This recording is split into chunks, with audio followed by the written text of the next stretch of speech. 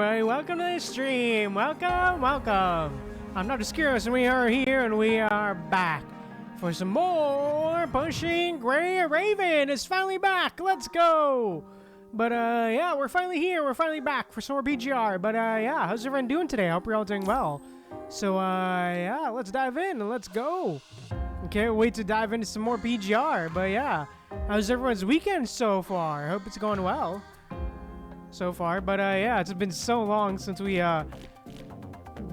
played some PGR, man. It's been definitely a few weeks. So yeah, so happy to be back and to dive in to some PGR. But yeah, I think with that said, let's go and dive in and check some new stuff out, including this new Babylonia mode. So yeah, I think without further ado and without further lollygagging, let's go and dive in and check out this new Babylonia mode. Let's go.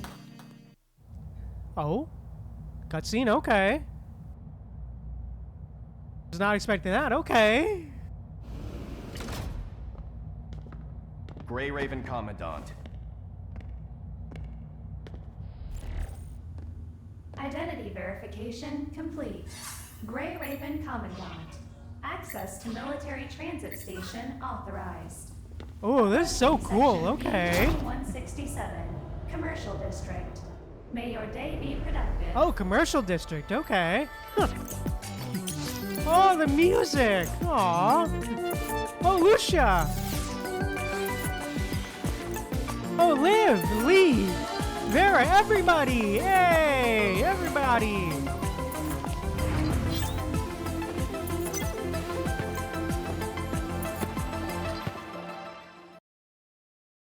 Aw, everybody. Okay. Ooh, we could choose a character now. Think you know what we're gonna do. Oh, shit. Oh, we can do outfits. Okay. Only blue? Okay. You know what? Do you like the blue more, or do you like the gray more? I think I like the blue more. Our hairstyle time. Alright, alright, sure, why not? You know what, sure, why not? Kinda like the hat, I won't lie. Oh, this definitely, honestly, this hairstyle reminds me of Byleth from Fire Emblem Three Houses, not gonna lie. Definitely reminds me a bit of Byleth. But, yeah,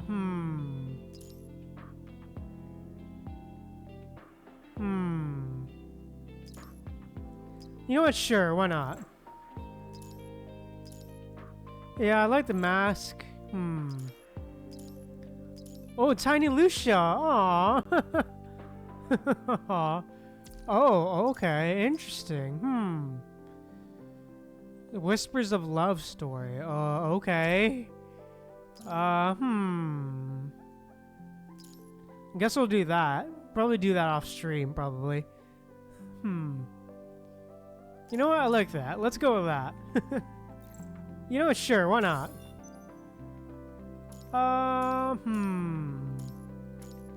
First person or third? I kind of like third person, I'm not gonna lie. Hey, let's go! Aw, the music's so fun, man. I love it. So happy and upbeat, dude. Oh. There you are, Commandant. Hi, Lucia.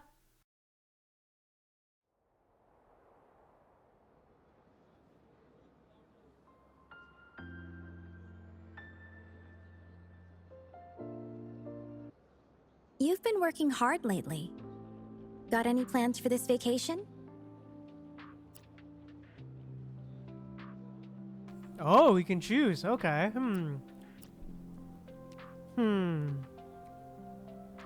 Yeah, spending time with you is good enough for me. Then Hey, I'll yo. stay with you the whole time, Commandant. Aw. The commercial district was just renovated. There should be a lot of new places to check out. Want All right, Liv let's go. mentioned she's prepared a surprise for you, but she's keeping it a secret for now. She asked us to wait for her message. Okay. I love that this is all voiced, man. I love it. As part of the renovation, it's so cool, a bunch dude. of terminal beacons were installed across the commercial district. How about we go log their data, Commandant? Once we're done, Aw. Liv should be ready to contact us. Yep, let's go. Hey, let's go. All right. Leisure time invitation. Okay. After we finish recording the beacons, we'll have access to updated map info. Then the terminal can guide us to each destination more efficiently. Okay. Ooh, controller. Okay, cool. Oh, this is so cool, man. I love it. Oh, dude. So we can tap open a map. All right. I'm gonna check or look and see nearby facilities. Okay. For fast travel. Turn the screen. All right. Okay, yeah, map. Okay, cool. Oh. Hi, Liv. Commander, is Lucia with you right now? Aw. Yeah, she mentioned something surprise earlier. Is it ready? It is. Kuro Coffee is holding a new event today. They're announcing the participant list now, and then I'll open the event area. Just got an email. Grayron's application was approved. Should we wait for you and Lee to go together? Do you want us to come with you now? Lee's on an urgent mission. You told us to go ahead without us, so join us for next time. Finishing up some works in the greenhouse. Me and you both get Crow coffee once I'm done. Would you and Lucia mind going to the designated spot and register names, collect invitations, Commandant? We've worked hard. Thank you for preparing. Got it. We'll handle it. Hey. I'll leave it to you, Commandant. I've seen the central coordinates for registering your terminal. See you soon, Commandant. Aw. Thank you. You fill Lucia in on the conversation. A lot of shops are running promotions after the commercial district renovation. This event must be one of them. Oh, this is renovated commercial district. Okay. It's a great chance for Grey Raven to experience something together. Too bad Lee couldn't join us. Then let's bring back some gifts for him. Aww. It can be our way of making up for it. Aw. Hey. I've entered the coordinates Liv sent into the terminal. Let's head out, Commandant. Hey, let's go with Lucia. Let's go. This is a vulnerable species from the Golden Age, stellar asparagus. Okay. Time to relax. Constructs? You're here anyway? This is a vulnerable species from the Golden Age, stellar asparagus. Hi, Rose. Hi. Alright. Yeah, well, that's... it doesn't look like an experience at all. Oh, my bad. Wrong button. Sorry. There's just a stellar asparagus. Damn. Rip. This is the plant we encountered in the surface mission last time. Aw. Oh, this is so dope. Hey, crew assistant. Hey, Kuro! Alright, is anything you up with? Is that a secret square? If you're just using node project known as Astral. Astral Cannabis Company's online shot of location. Put on my relaxation. Really relaxation. Alright, cool. A square continues. So next, now she served by best flows coverage. Says green badge time flow pedestrians. Alright. Interesting. Okay. Alright. This is the plant we encountered in the surface mission last time. Oh, we can sprint too. Okay. Oh, dude, this is so cool. Oh, I love it. Oh, this is so nice. This is the plant we encountered in the surface mission last time. Alright, let's go. Ooh, supply crates? Okay. Oh, dude. Oh, shit, okay. Oh, we got tickets. Okay, cool. I'ma nail this test and join the Science Council. Aw, dude. This is almost like a mini PGR. I won't lie. Hey, did I you love know? it. It's like a mini woo-wah in terms of like open world stuff. Or location rich stuff. All your information has been verified. Everything's in order. You're now cleared to participate in the event. Your electronic invitation has been sent to your terminal. Please use it to enter. We hope you enjoy the experience. Thank you. The invitation mentioned a location at the end without providing any details. May I ask what it means? Ah, that location is for a hidden challenge in the event. If you complete it, there's an extra reward waiting for you. Oh, A reward. Commandant, should we give it to Lee as a gift? Yeah, let's go. Sounds good. I'm all for it. Hey. So this is how Commandant Oh, shit, spends a Vera! vacation. Hey! Lounging around in places like this. How Hey, carefree yo, of how you. are you doing, huh? Hey, yo, how you doing? We're here at an event we're here for an event at Kuro Coffee. Kuroro Coffee. You've actually reminded me. It's a nice place when you need a break from the noise. Something bothering you? A break from the noise? Didn't you see the crowd swarming the front of Kowloon restaurant when you arrived? That was all thanks to two of my team's geniuses. Damn, really? Oh, you mean Noctis and number 21? Yeah. Yeah, they wouldn't shut up about the renovations and insisted on coming out here. Along the way, they started arguing over whether mango or strawberry ice cream is better. Bruh, really? But my personal opinion, I think mango's better.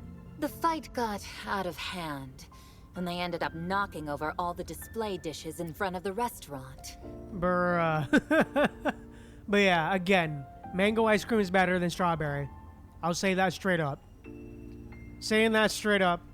Flame me if you want. So what happened to them? Sounds like a mess. Kowloon Restaurant is demanding full compensation.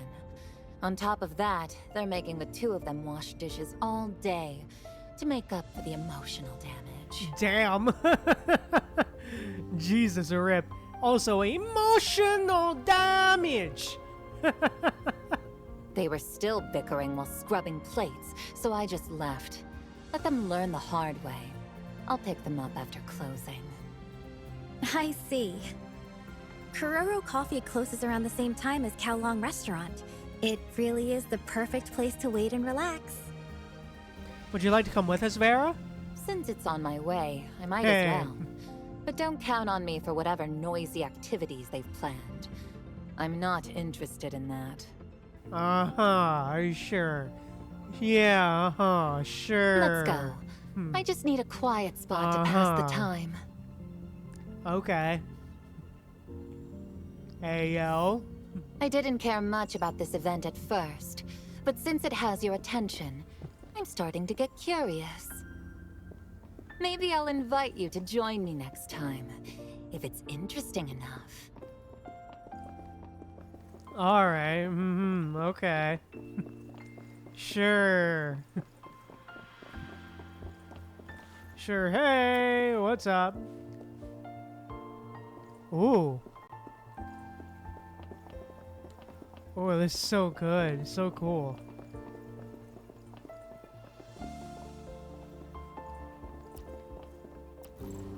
A bit laggy, but okay. Commercial Square. Service is complete. Wow. The commercial square underwent some major renovations. It's very different compared to before. Yeah, for real. Well, interesting. Okay, this is really cool, man. You just see all of this.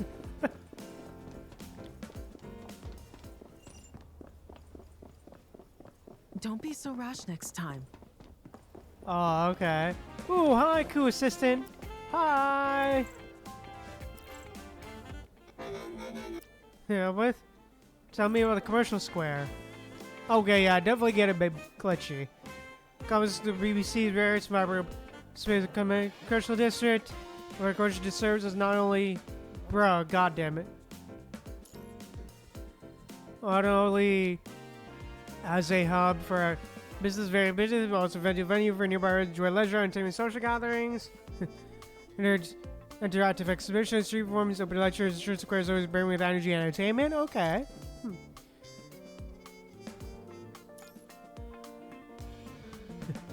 Activities, foster community culture exchange, creating a unique atmosphere. Alright. Diversity, inclusion, vibrant energy. Among the squares, many popular venues, Stellar Brew stands up as a particularly favorite destination. There's unique flavored drinks and cozy atmosphere. It offers a perfect setting for people to unwind and engage in leisurely conversation. No, thank you, Koo Assistant. Ooh, B. Oh, shit. What's in here? Oh, inventory. Oh, okay. Hey, nice. Phew. Phew. Oh, team? Training's Okay. finally over. Time Oh, we for got a a people drink. running around with us. Okay. Huh. Ooh, okay. Nice. Oh, Ayo. Okay. Oh, shit. Okay. All right. Who else?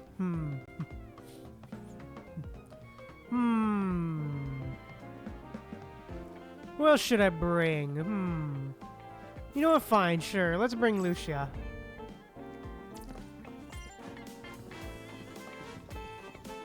All right. Let's go. Maybe I should do Manager Ross gave us quite How's a the lot of tea? coffee beans last time. Let's go thank him. Oh, okay. Who's Manager Ross? I'm sorry, who? Oh, so good. Okay, huh.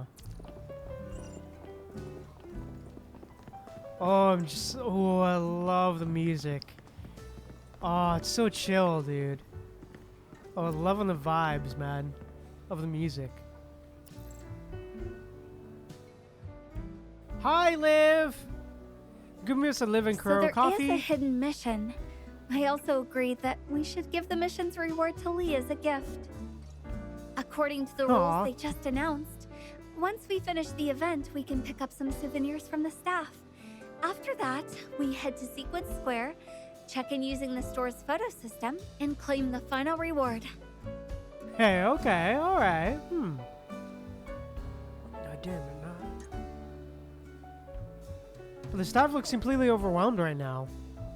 This place is seriously understaffed. There's Uh-huh. absolutely no service here. Yeah. You think?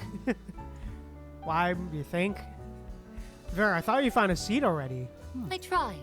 I wanted to order and sit down, but the staff said they're short-handed. No clean tables, and we have to order at the bar. Damn, okay. We might run into the same issue when picking up our souvenirs. Why don't we come up with a plan to speed things up? To speed things up, what do you have in mind, Commandant? According to the staff, the photos taken in the check-in spot take time to be updated to the system. After the event, we could split into two groups and handle things in parallel. Got it. Oh, good idea. After the event, I'll head straight to Sequence Square and upload the photo data to the system in advance. Then I'll stay here with the Commandant. Once we get the souvenirs, we'll head over and meet up to finish the check-in mission. That should save us some time. Sounds like a perfect plan. Hello That should there. save us It's some time for time. your group to begin the experience. Please head to the entrance. This table's finally been cleared. The young lady may be seated now as well. Took you long enough. If it had taken any longer, I'd have walked out. Commandant, Damn. let me know how the experience turns out. I'll be Still waiting harsh to as hear always. all about it. Ayo? Okay, Alright, let's go. Ooh, okay,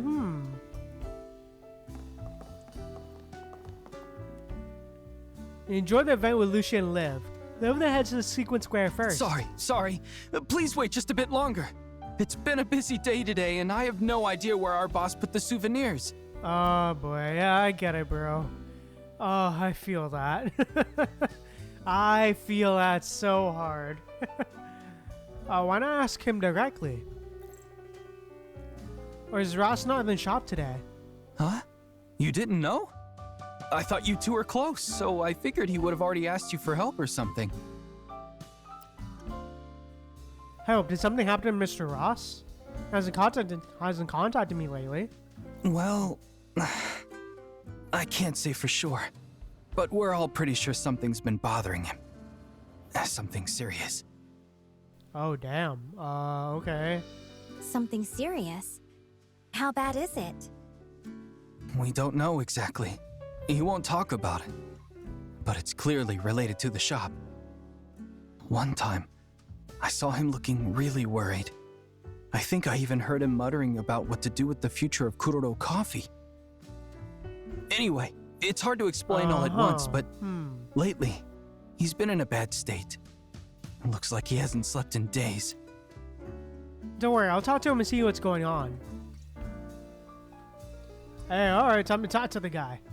If there's anything I can help with, I'll do what I can. Really? That would be amazing! Thank you so much! The manager's always been good to all of us. We hate seeing him like this.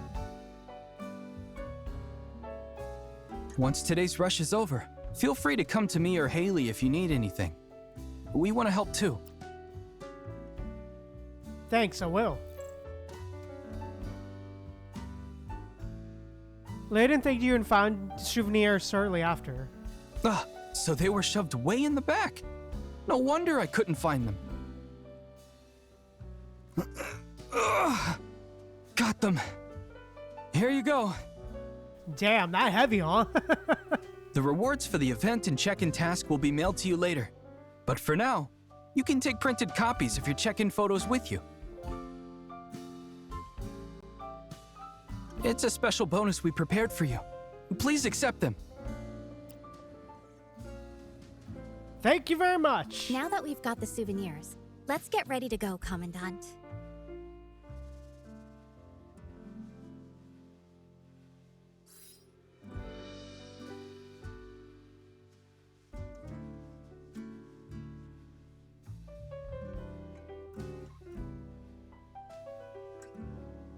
Operation Guns. Okay. Okay. Interface to use Babylonian content. Mission list. Complete missions. Okay. Expedition in progress. Available in Babylonia. Rewards. Progress rewards. The overhead guide. Gameplay features. Complete mission and gameplay activities. Leads and rewards. Alright. Oh, thank you, Celica. Thank you, Celica. Oh, huh. Oh, okay. Huh, alright, Hey, nice. Okay, Interesting, alright,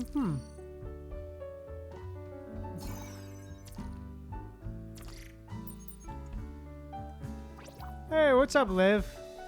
Need to see you souvenirs? But navigation board, the physical system ready. You want to hear we can begin? Aw. Aw, the emote. Got it, we're heading over now. Aw, I love that emote. Hey, let's go. Alright, let's go. Thank you, Liv.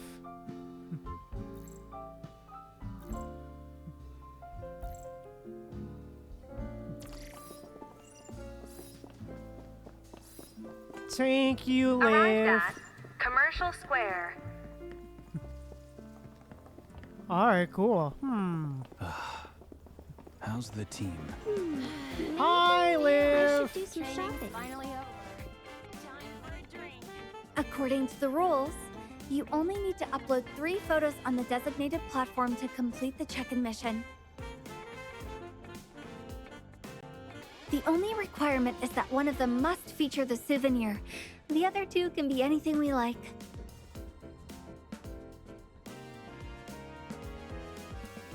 Then let's take the other two however we want.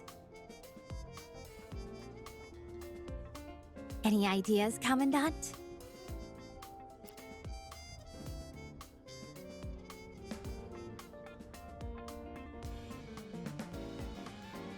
That's good. Let's just take them casually. Yeah, let's take it casual, man. We'll go wherever you want and take the pictures there. Yeah, alright, let's go. Let's give it a try. Alright. Stop screenshot. Alright. Frame shot. Alright. Just focal length. Best angle. Wireless settings. Fatigue's okay. Cool. Yeah. Alright. Oh, alright. Hey, nice. Current album. Save photos. Aw. Hey, yo. Taking a screenshot in front of Celica. All the qualified photos have been uploaded. Now we can select one to print and take with us. Which one do you want, Commandant? Since you'll be keeping it, I think it's best if you choose.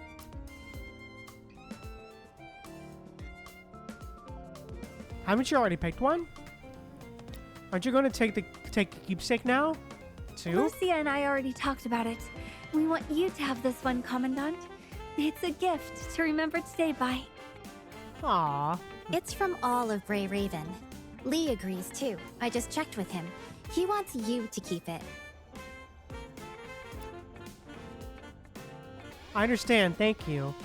Aw. Then I'll choose this one. That's the end of the event. And looking at the time, we've been out for quite a while today. Damn, that fast, If you're okay. feeling tired, Commandant, Liv and I can head back to your lounge with you. But if you still feel like exploring, we're happy to walk around the commercial district with you a bit more. There's no need to decide right away.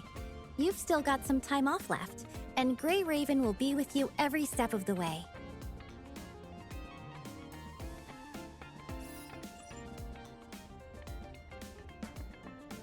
Hey, nice. Oh, you can switch to first person mode? Oh shit, okay. Alright. Okay. Interesting, alright,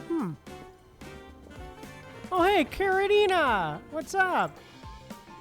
Hi! Hey Karen! You're out here too? This square, pretty nice, right? I designed it. I just quite a long time on its construction. Amazing design. Well, at least you have some... You have some taste. Folks, like... Council's a nightmare. I had to revise over and over again. I almost went nuts. Aw. Seeing how well it turned out, and I suppose I can let all that frustration slide. Aw. Hey, you did great. Hey, Pat. Alrighty. Let us head back.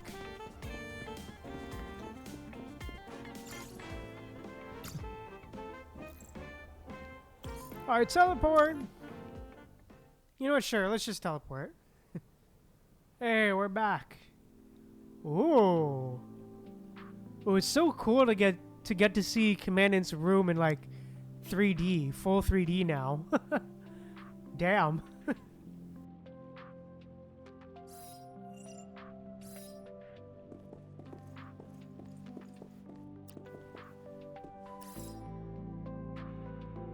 Oh, photo wall. In photo wall, you can freely arrange printed decorations, collection album, select photo, space. Alright, save. Okay. Ooh, okay. Interesting. Alright. Ooh, I like that. Okay. Huh.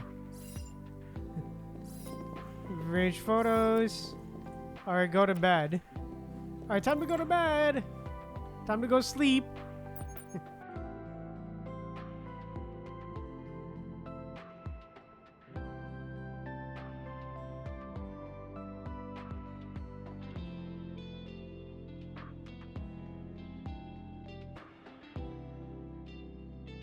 Oh, dude, that guitar, man. I love it. Oh, it's such a vibe.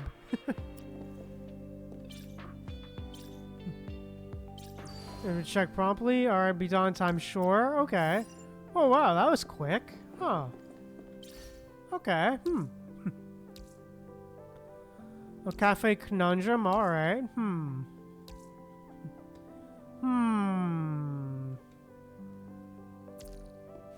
I believe we have bare time to do this, right?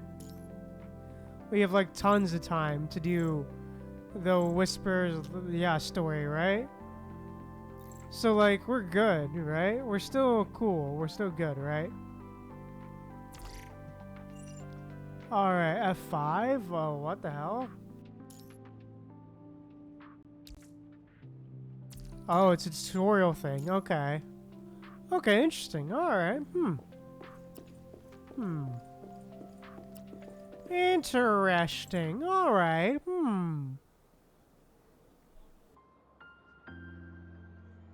Welcome to Section B2, Commercial District. May your day be productive.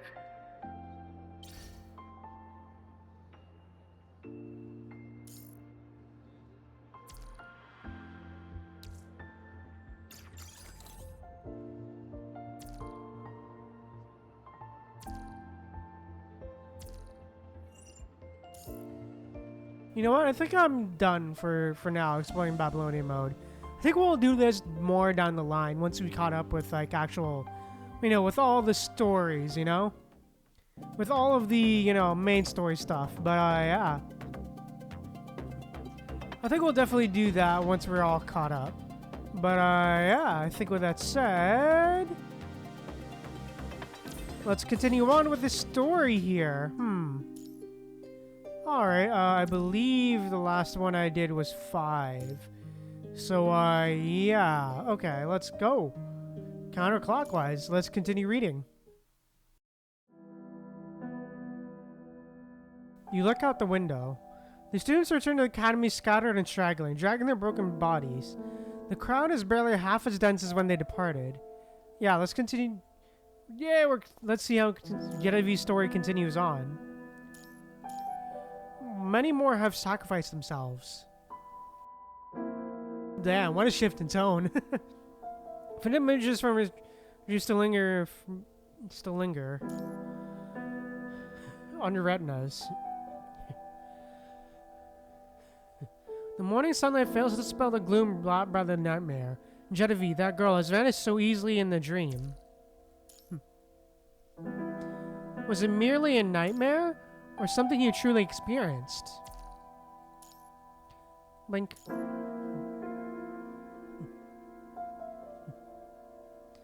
The phantom images fade away, but the bell continues to ring. Alright. Quickly adjusting and heading downstairs, the metallic rusty smell of vital fluid floods your nostrils. Red liquid smears stretch from the stairs all the way down to the corridor. Students pass by, supporting one another, but you still can't find that distinctive black figure anywhere. From a distance, you spot Martha and Ewig at the school entrance. As you pass through the crowd, you silently note the numbers on the collars around their necks. 8, 10, 13, 2, 22, 24, 26. Non-sequential numbers, vastly different from the roster Martha announced before the battle. Officer Martha, sectors 13 and 14 have fallen. Communication towers in all sectors have been destroyed. Only Sector 7 retains an energy station and 2 computation nodes. The economic loss amounts to 1,382 standard supply units. Damn, okay. Additionally, the walls of City 141 have sustained damage. The eastern wall is damaged with a minor breach. If the Corrupted launch another assault targeting this breach, the city will come under attack. Damn. Have you determined why the Corrupted launched another attack so soon? No. What were the casualties among our humanoid combat units? We suffered roughly 40% losses, specifically units 9, 12, 14.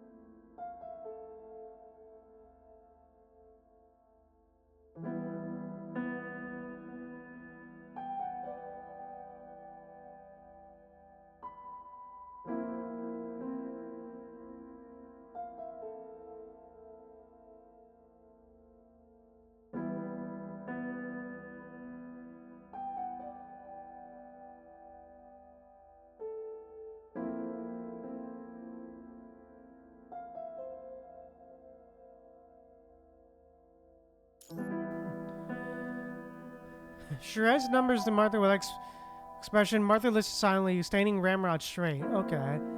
All company property losses have been fully accounted for. After hearing the report, Martha silently departs, brushing past the person who has pushed through the crowd to get here. What about Jetavie? Where is the highest value unit? She's not on casualty list. I couldn't find her just now. She's right here.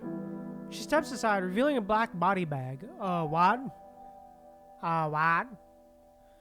From opening the bag, a pair of familiar yet vacant eyes stare back. Ewig pulls the bag open, revealing the young girl's shattered mechanical torso. What? Her delicate bionic skin is torn in large patches, revealing her mechanical skeleton splintered to pieces. What kind of battle could have damaged her so severely? She's just out of power. She can still function. This is Jetavie's normal state. Oh shit. When consciousness becomes unstable during extended battles, she kills enemies recklessly, causing extensive damage to her frame. This is the only way we can bring her back.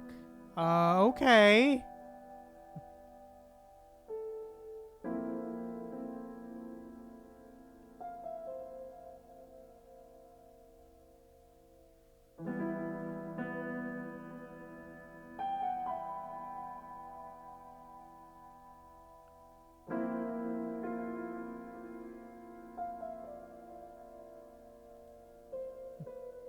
When consciousness becomes unstable?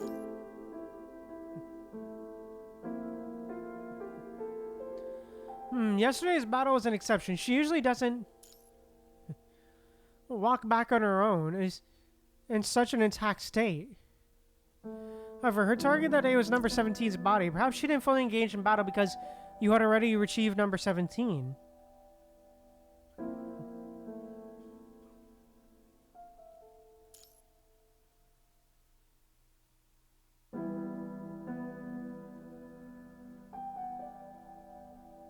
Ewig furrows her brow. She seems to be merely stating facts without understanding the cause behind the situation. No, she was there too. She helped me eliminate the corrupted.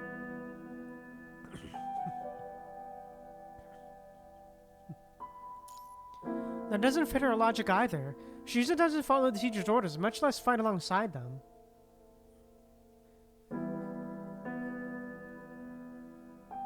Perhaps some unforeseen factor has emerged.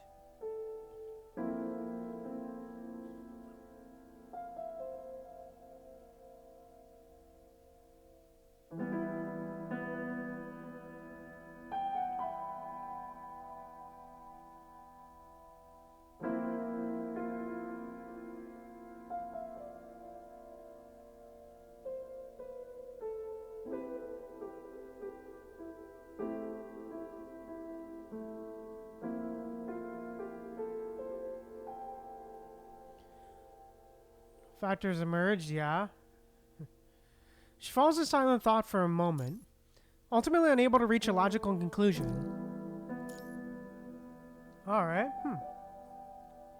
Virtual battle system, alright. The morning course consists of simple tactical coordination exercises. After revealing materials left by previous tactical teachers, you devised what seemed like straightforward training protocols, but the actual implementation falls short of expectations. I'm sorry, teacher. I just made a mistake with my commands. After failing to exit the system again, Ewig's face turns pale. It's not your fault. Even though mechanoids possess data processing capabilities far superior to humans, they cannot think beyond the shackles of their programming. Martha's requirements prevent you from actually commanding in battle, but otherwise. 1/3 of the seats in the classroom are now empty. Oh, damn. They all perished, didn't they?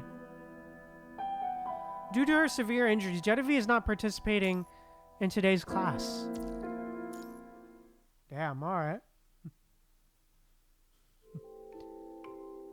When the end of class bell rings, you bid farewell to the other students and head to the prayer room, hoping to check on her.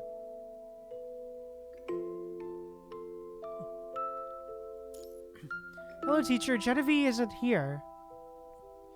This hour, she's usually at the clock tower. Aw. You send the spiral staircase and find her at the top of the clock tower. The girl looks slightly startled. She hasn't fully recovered, and she sits there trying to reattach her right arm to her shoulder. Damn. Sorry? An apology escapes your lips before you can think. Somehow it feels impolite to see a mechanoid in the midst of repairs. How rude of you, teacher. A teasing laugh drifts from behind you. Aw. Did you sneak up here without a word just to see me in this miserable state?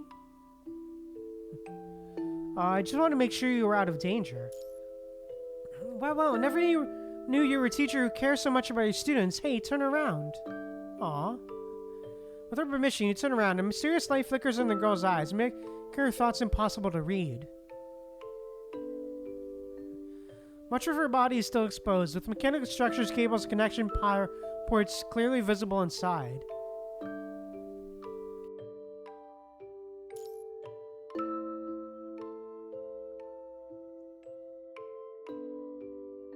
Even in this state, she looks much better than a few hours ago when she was just scattered pieces in a burlap sack. Damn.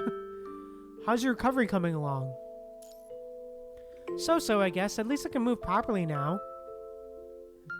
Why do you push yourself so hard in battle? If the neural interface in my leg hadn't broken, I could have brought back a few more. She focused on connecting two cables as if discussing something trivial. Is she like those weapons with no regard for her own life? If that truly were the case, she'd risk her life to protect more valuable assets, not other weapons. You risked everything for others. But White tells me you've always been a lone wolf. What's the point of getting close to them? When we set out, the old hag must have warned you about some things, right? You mean Martha? A word of advice. Don't get too emotionally attached to them. It's better for both you and them. Damn. For weapons, the stronger they are, the more recklessly they'll throw themselves into battle. Unnecessary emotions only limit their strength. And for you humans, treating weapons who fight at dawn and die by dusk as people will only end up hurting ourselves. Aw, damn. But they have their own emotions too. Showing empathy toward those who can feel is almost an instinct of human nature. Are you referring to White, the one who showed you around campus after I left? As if reading her thoughts, she suddenly mentions the name. This name. Yes. She was sacrificed in the battle just now. Damn. Huh? I look at the word story. Was White planning to become a novelist? I'll definitely... When I story, they'll have teachers singing its praises. Aw. How did she die? I don't know, we weren't in the same combat zone, but her serial number appeared on the casualty list. Her calm voice betrays a certain numbness. She liked to stare at the sky. She would enter diary mode whenever something interesting happened. Even wrote about things beyond reality. Aww. You noticed so many details, I thought you weren't close to them. Of course not, I only spoke with her a handful of times. After all, they'll all be used up sooner or later, so there's no point in investing too much emotion. But that doesn't stop me from remembering them. Of all the mechanoids here, I was caught in the cycle of war and reincarnation. I alone have survived. I don't even remember. Even if I don't even remember them, what happens when no one remembers these interesting things? Aw. After tightening the final component, connection port, she stands up and stretches with a long, lazy arch of her back. Alright. Oh, the art! Aww. Snow? White daylight pours into the room, making the young girl's figure in a dreamlike silvery gray hue. The same playful, enigmatic smile as when the two of you first met. She turns to look back at you. Come in, and after spending so much time with me, you must have noticed by now, haven't you?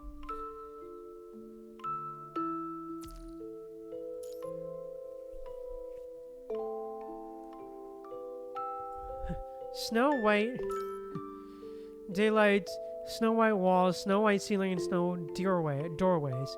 And among all this, what stands out as incongruous is in the center of the room hangs a mammoth black clock, far too large for comfort. Interesting. A pitch black clock? It's running backward? Ah, so you've noticed. The clock in this tower is broken. Both the hour and minute hands rotate counterclockwise. Countdown, someone once told me that. If you had a possessive, it would be countdown of life, wouldn't it? Life floats towards its end. Yet the hands of the clock march ever onward to the next cycle, repeating a hopeless loop.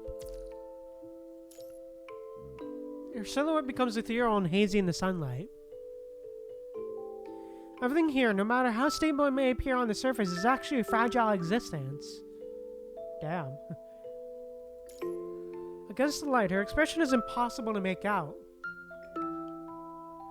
Ah, what a shame. It seems like I'm also among the fragile ones. Except, she leaps gracefully from on high, trailing a shower of sparks as she descends. Watch out!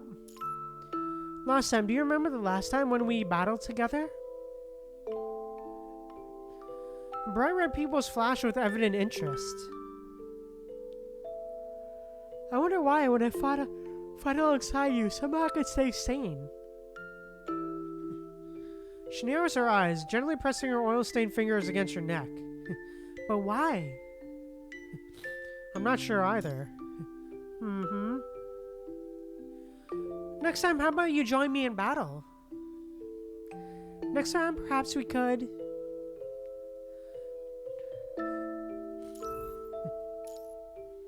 Maybe next time we'll run a bit faster, reach a bit farther. A hazy deja vu shatters the space around them. Their minds struggle to anchor themselves in the present. The company doesn't allow tactical teachers to command in the field. Trust me, teacher. Trust Jetavie. Aw. Just reach out your hand and I promise I won't leave it hanging. Aw. Despite the playful smile on her face, her eyes are intensely serious. Thump, thump, thump, thump, thump. Oh? Urgent rapid bell tolls interrupt your conversation. The sound is deafening since you are at the top of the clock tower. Alarm warning of a corrupted ambush rings out once again. Oh shit, okay, not great. Is everything ready? It's all done. This frequency will lure them toward the breach in the city wall. Excellent. So once the central district falls, control will be transferred to us. And if we don't fully succeed, they'll still make it excellent test subjects. Uh-huh. Interesting, huh? Of course, test subjects. Goddamn scientists.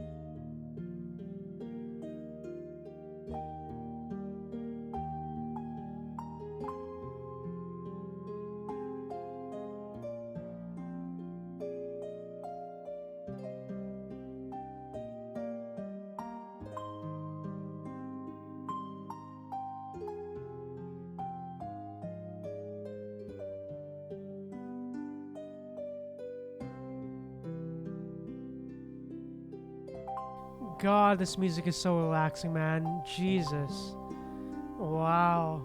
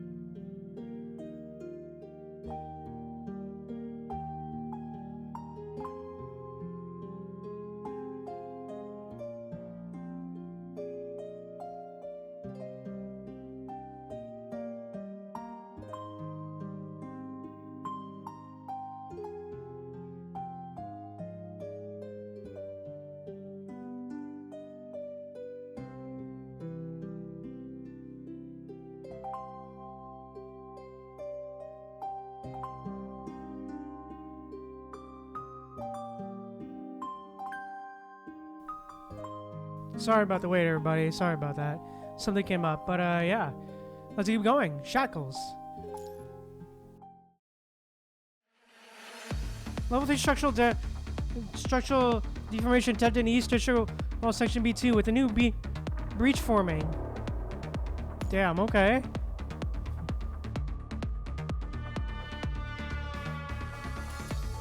Estimated number of corrupted. Report remaining personnel in Section B and prepare to update tactical strategy. Estimated at 85. Still increasing. Approaching waves. 5 personnel remaining in Section B. Clear establishing new defense network. Damn. Query. Can Section A provide reinforcements? Reinforcements not possible. Section A breach is larger and we're down to only 9 people ourselves. Ah, Mom! Nerd. Pulse munitions deployed. Grr. Damn. Human child detected. Refugee shelter located 300 meters directly from the breach. Crowd estimated to arrive within 10 minutes. Oh shit. Intel relay. Requesting reinforcements from Jetavie. Damn, alright. Okay. Tactical control room. Intel received. Processing. Due to extensive damage, communication stations during the fit test. Signals coverage area only extends to battle zone near edge of wall number 141. In other words, the fact that the city can once again detect the corrupt's movement patterns means the city is already in grave danger. Yeah. You think? Will reinforcements be dispatched? After organizing by rotation numbers and excluding those with more moderate to severe damage, how many units remain? 23 units. Include those with moderate damage. 30 units. Include the company guards and count as well. Prepare immediately. Everyone facing such dire consequences, their stern expression never changes. Damn, alright. On a nearby screen, crimson circles continuously surround the blue defensive walls. At the breach in the blue perimeter, crimson line forms, connecting a series of points. A temporary container in the narrow breach, thanks to blocking efforts of a few station and student forces. The line grows increasingly wider, surging like a flood toward the gap. Alright. Just these forces, no way you can hold them back, right? The breach forms a natural checkpoint where we can overcome a numerical advantage. If our elimination containment rate falls below their influx rate, we'll be stuck battling in circles. By then it'll be too late. What's the point? They'll need to assess the situation and make tactical decisions on their own. If they could coordinate their attacks, their battle power will increase significantly. The words are identical to those of the previous commandants. Yeah. You coordinated the operation under your command, but nearly 6% casualties were incurred to secure that victory, all for the sake of protecting high-value, non-essential assets. But this time, civilians will also fall victim if we fail to hold our position. They will protect the civilians. There's a non-automated armory in the middle wing zone that we used to establish a new stronghold. I placed my trust in them many times already. If they fail to deliver results this time, I won't be able to save them. Yeah. Shikoli withdraws her gaze, focusing her attention on the screen, offering no further explanation.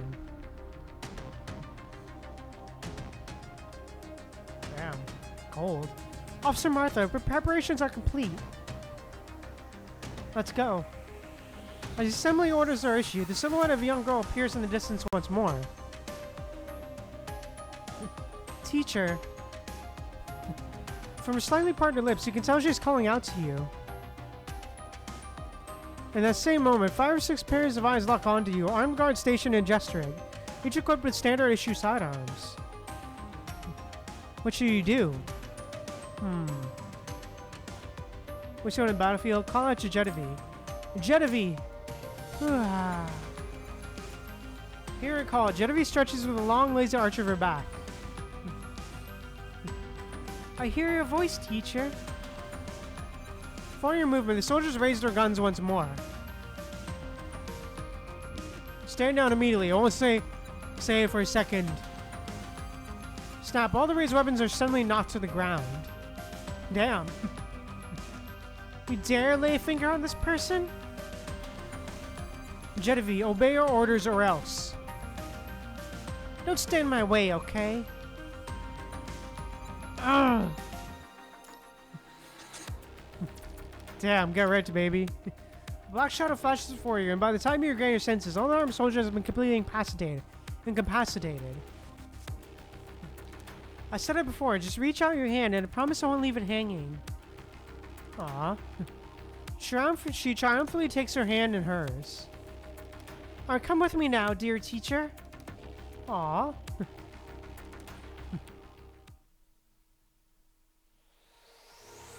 I successfully lured 15 corrupted Section B, but remaining frame components no longer support high mobility operations. Oh, damn. She forcefully tears off her infected lower leg and slumps weakly against the wall. Hang in there, reinforcements will arrive in 3 minutes.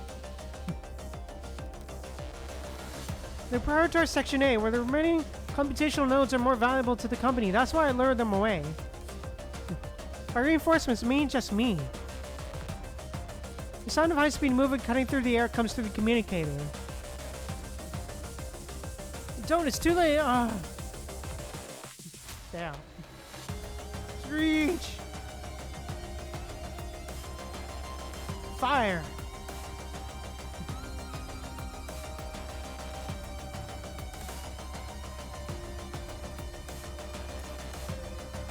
Grr. Teacher, how can it be here? Let's get out of here first. While helping number 19 to her feet, the teacher fires continuously. Crimson bullets follow, blooming into explosions among the massive corrupted.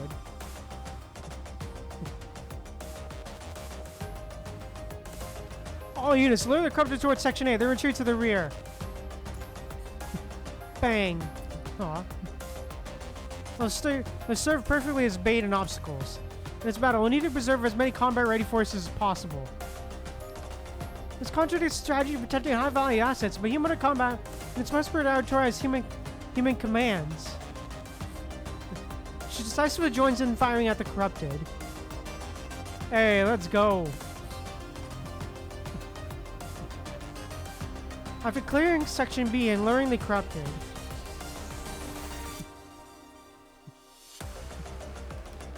they retreat behind Section A. This position sits on the inner side of the road leading to the urban area. An almost mandatory passage for any invasion. Damn, okay.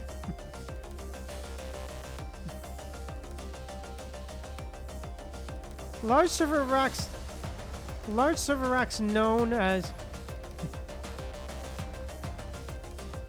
computational nodes have transformed into crimson crystal clusters of being infected by the punching virus, scattered around the perimeter of their battle line. Alright, damn. Maintain suppressive crossfire. Odd numbers, fans sweep the left flank. Even numbers, cover during reloads. Force them toward the center as much as possible. Wave after wave of bullets methodically hammer into the horde of corrupted, dropping the slow zombie-like entities as soon as they're hit. Okay. Jetavie silhouette weaves to the center of the battlefield, harvesting corrupted as swiftly as an angel of death. Hey, okay. Power up exceeded. Energy remaining 29%. This stream always has the same damn problem. Damn, alright. The corrupted behind immediately fill the vacant positions, violently charging toward the defensive line. Will these things ever stop coming? Loading, weapons loading. Jetavie pulls back to charge power, then unleashes red particle beams that blast through the horde of corrupted. Ah! Rah. Oh shit, okay. Though this blast takes down numerous foes, it also sends survivors into a frenzy of rage. Jetavie swiftly draws a greatsword, cleaving the corrupted, charging toward her in half. Damn, alright.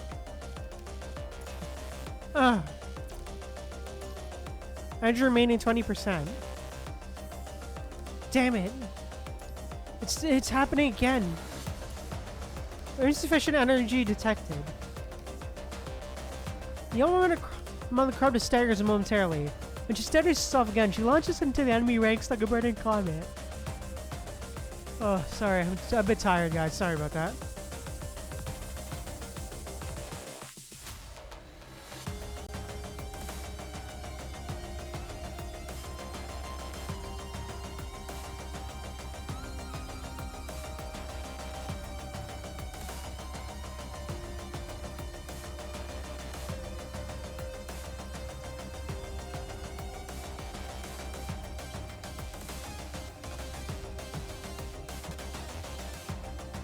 This is bad. She's gone haywire again.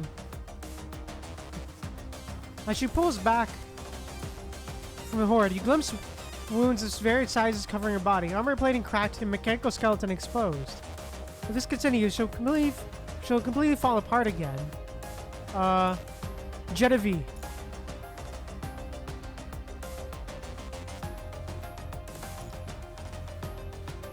She continues fighting as if deaf to your calls, leaving a trail of after images in her wake. Yeah, I'm alright. Attempting to reach her consciousness.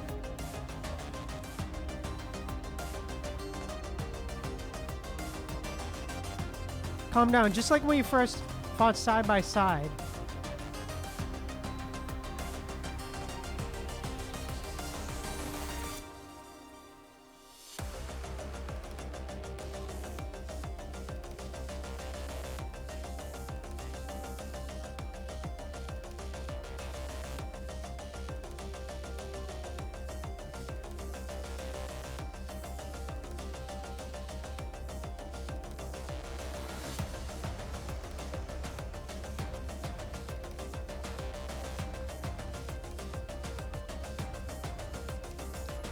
Guide her mind, encourage her to follow your movements.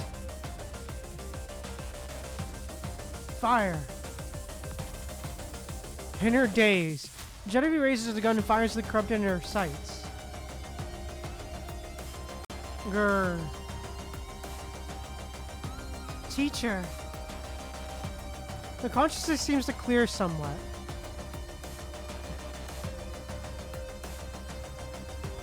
Fire. Corrupt in the line of fire drops instantly.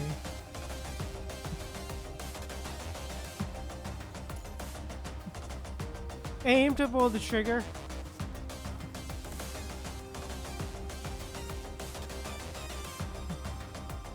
Aim, pull the trigger. Bullets fly.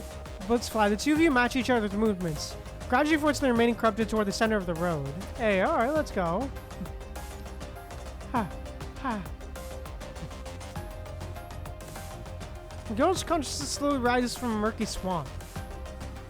She grips her gun with both hands. Hey, alright, let's go. Weapon charging 30%.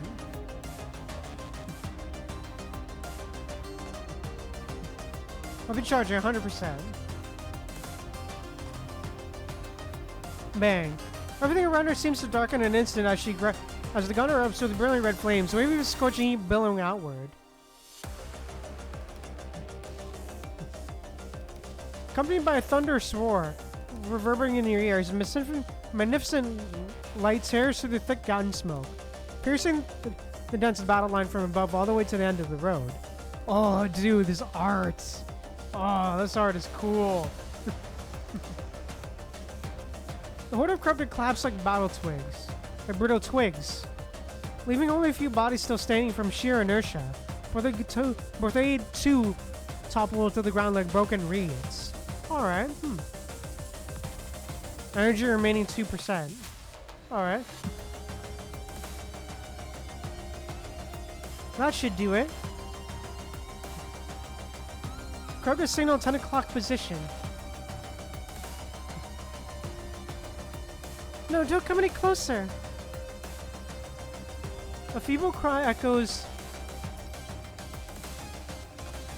from the distant ruins. The corrupted hiding in the corner raises its butcher knife toward the shivering little girl. Aww. Ultimate mode. Oh shit, okay.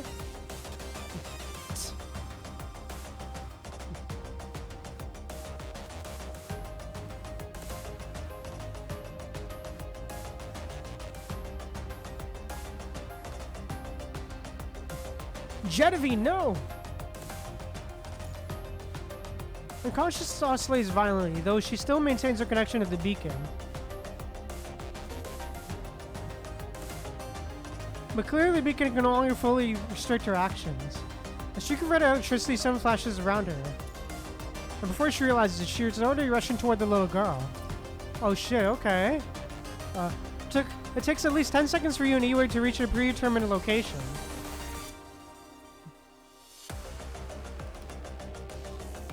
Bursting aside the rising dust, you see Jetavie with the sobbing little girl in her arms, the light gone from her eyes. She could all the corrupt in this area by herself. Teacher, give me a hand. Looks like we'll have to carry her back ourselves. Aw.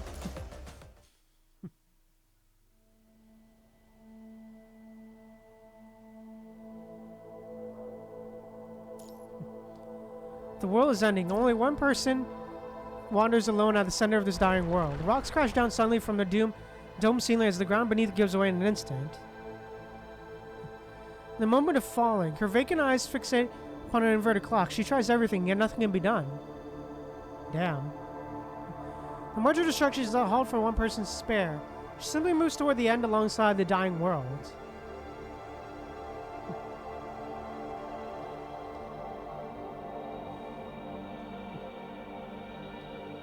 How many times has she returned to the starting point of the Matrix? The baby girl reminds her so much of her former self. She stirred Lily's dream, and now Jetavie must awaken from it.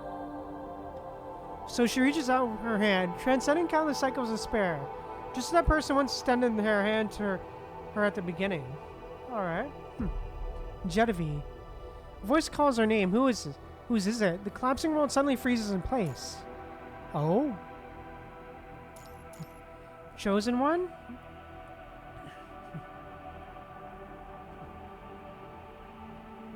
Jetavie! The cycle of destruction gradually resets itself. The chosen one. So Jetavie desperately seizes her hand. Aw. Okay. Inside the transfer vehicle on the return journey. The chosen one! The girl lying down suddenly bolts upright, tightly gripping your hand. Mechanoid's strength is no joke, even though through the exoskeleton, intense pain shoots through your palm. Jetavie, my hand really hurts. Chosen one? Huh? Aw. Stares blank. Aw, she blushed. She stares blank for a moment, then as if suddenly comprehending the situation, abruptly withdraws her hand. Oh, it's just you, teacher. Aw. She turns away her face away in disappointment. Aw.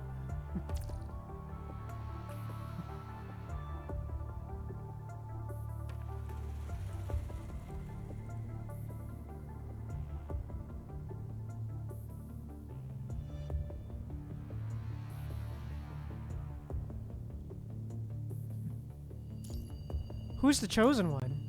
You were repeatedly calling out that name just now. Could you see my dream just now? She eyes you warily, instinctively reaching for the sidearm beside her. Aw. Your consciousness was highly unstable, so I attempted to connect with you.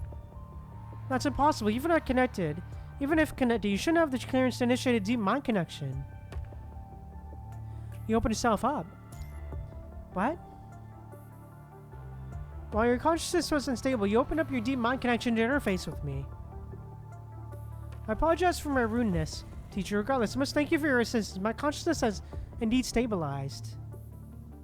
However, I'd ask you not to casually browse through my data blocks. Some of that information can put your consciousness at risk. Damn.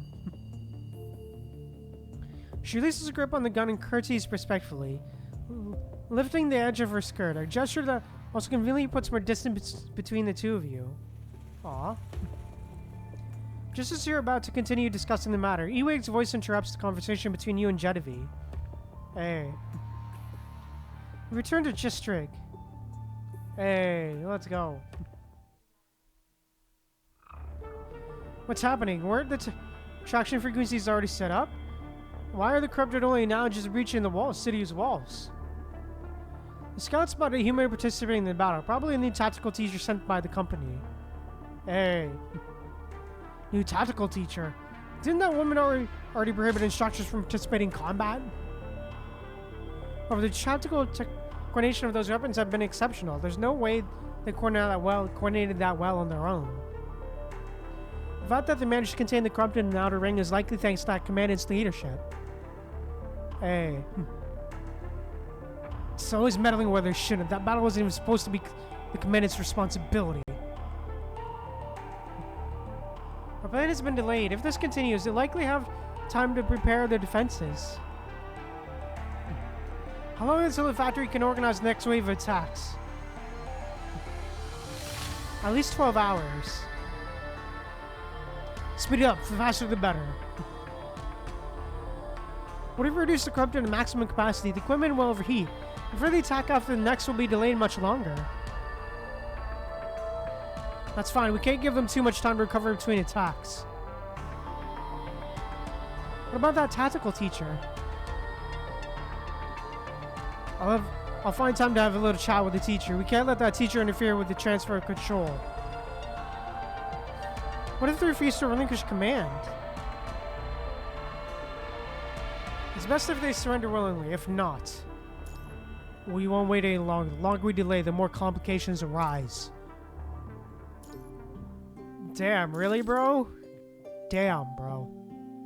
Really? What a dick. Alright, sorry. Just gotta turn on the light here. I'll be a sec.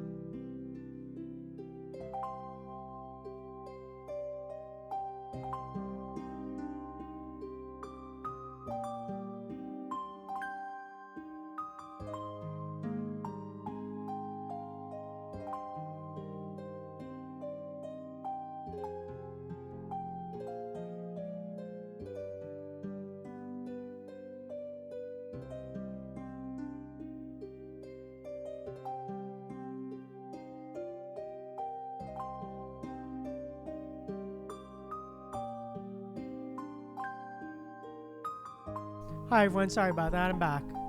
But yeah, let's keep going. Reborn. Principal's office, Chestrick Academy. Alright. Upon returning from City 141, you receive a notice to report to the principal's office. Oh, fun. Martha sits behind a spacious desk. The overhead lights putting her face into light and shadow, obscuring her expression. Sit. She pulls out a chair, pushing a document marked with red text towards you. Without a doubt, it's a delayed punishment for your battlefield insubordination. Repeatedly defying established investigative protocols isn't a good choice. Whatever the punishment might be, it's best to accept it for now. Alright. Sit down and sign the document. Alright.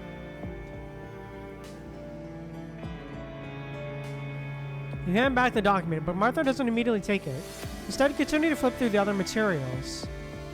Alright,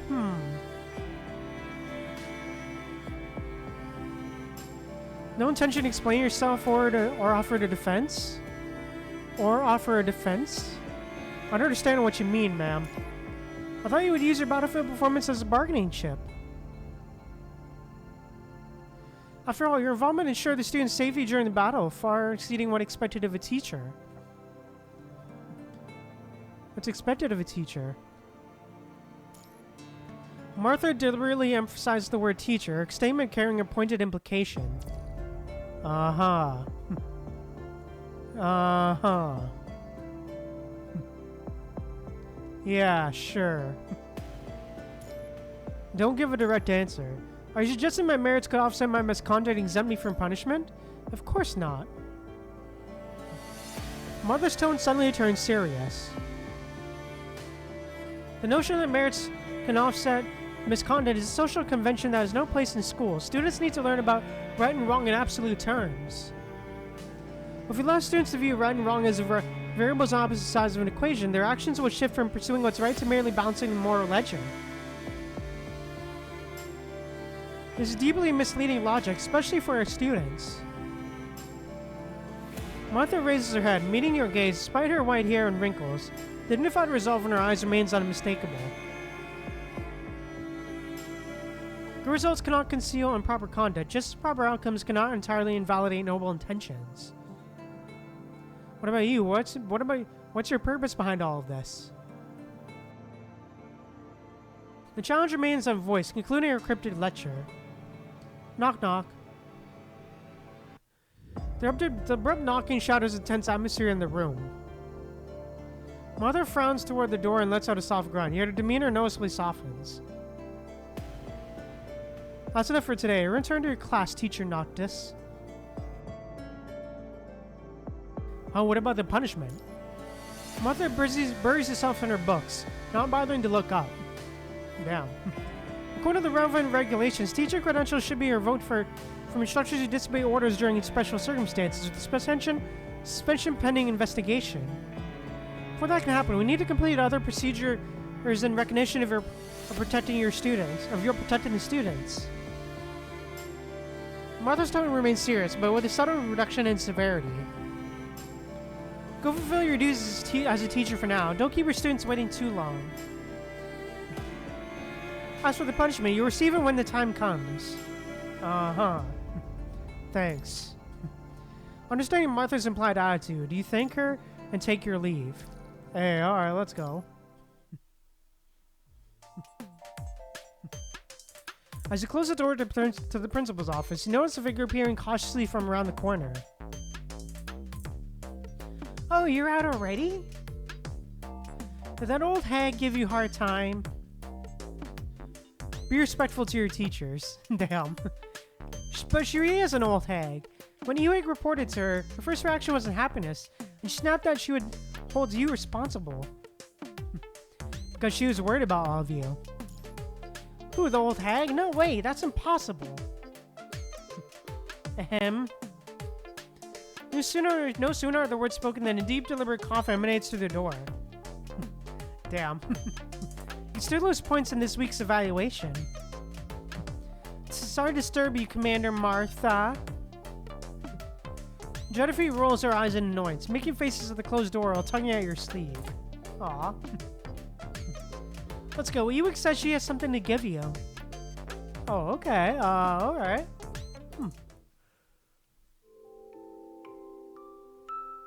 Student dormitory. Gosh, Gestring Academy. Following Jetavie to the dormitory, you find Ewik deep in thought, holding a physical book in her hands. I brought Nautis back for you. Ah. Aw. Ewik snaps out of it, though her expression barely changes. As your eyes meet, her pupil slightly adjusts, and she extends the book in her hands towards you. This is... Aw. White's diary. She asked me to give it to you before she left. It took me a long time to find it. I searched through all possible storage areas under White's access permissions, but found nothing. It wasn't until staff members cleaned out our dormitory and provided an inventory that I discovered she would hide her diary in a specific location for every emergency mission. That's what people do with diaries. They hide them. There's nothing strange about that. Aw. Is that so? Perhaps it's not important. Actually, I have other matters to discuss. Not important. Jetavie abruptly interrupts Ewig's statement. A hint of confusion crosses Ewig's otherwise detached expression. In terms of priority, this indeed falls under... This is White's diary, the only thing she left behind. That's why I've been trying to find it to fulfill her wishes. It's just that it was hidden differently than expected, which caused a slight delay. Aw. If this is what you're upset about, it is indeed my mistake.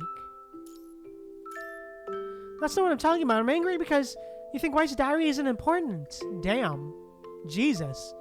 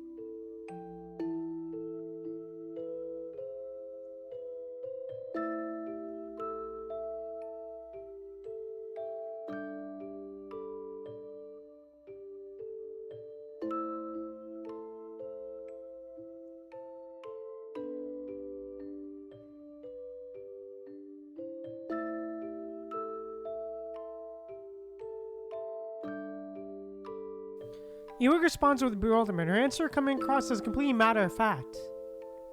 Aw. We have system logs, which are more convenient and efficient and less likely to be lost. You... Damn. Alright, Jetavie, calm down. Ewig, what were those other matters you mentioned? With visible indignation, Jetavie sets Ewig down. Ewig furs her brow, not angry, but simply confused and unable to comprehend the purpose behind Jetavie's actions. Damn, alright. I would like to borrow your permission to visit City 141 during the time when there's no emergency. As frequency of corrupt invasions increases, the sample size expands. The data analysis modules of several students, including myself, have reached similar conclusions. There are anomalies in attacks on City 141. The corrupt invasions appear to have the same purpose. However, you have too few data points and insufficient information to draw any more useful leads. Before Ewig can respond, Jetavie jumps in. Is that how you see... How you ask someone for a favor? Or do you think handing over White's diary to not discount as enough of a favor already? Why would you think that? Why would you think that? That was between them. You're right though, one should give before taking. That is just common sense. Ewig nods thoughtfully. Aw. What do I need to give you in return for borrowing your access? I don't need anything. I'll help you. Why? Because I'm your teacher. Aw.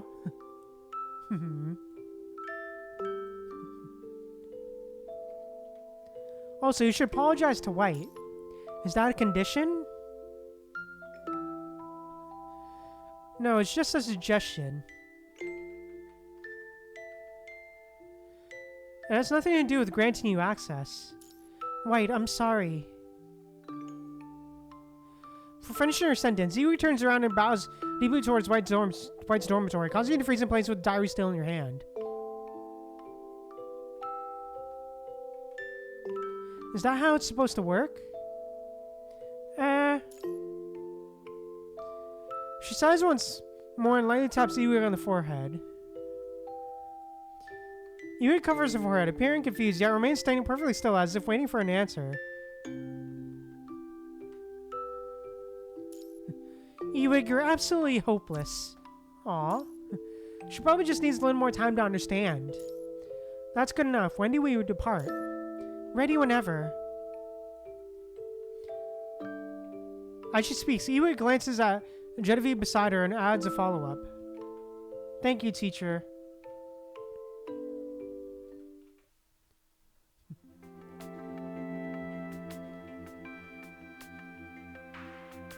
Transit gateway, alright.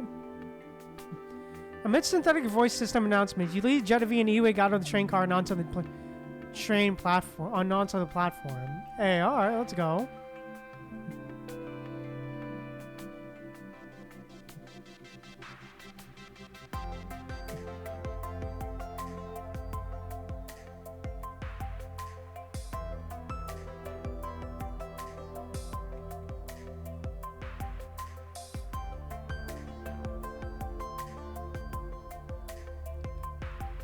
You glance back at Yui falling behind you. She's merely looking around, observing her surroundings with no apparent intention of taking the lead. Alright. Ewig? What's wrong? Where do we go next? I don't know. Damn.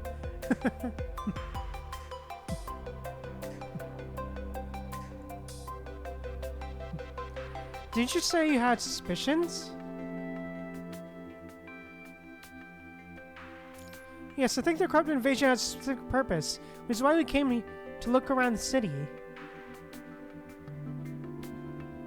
But I don't know how to search for relevant clues. There's too many possibilities, which is essentially the same as having nothing. Do you have any ideas?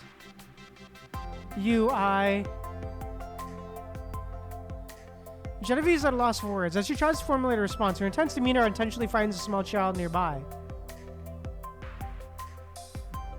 Whoa. Don't cry, oh, don't cry, don't cry. The woman lifts her infant to her arms, gently rocking back and forth while tenderly patting his back with her palm. I'm sorry about that.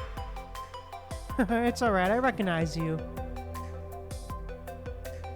When the corrupted attacked, my husband and I were near the shopping mall in the city center.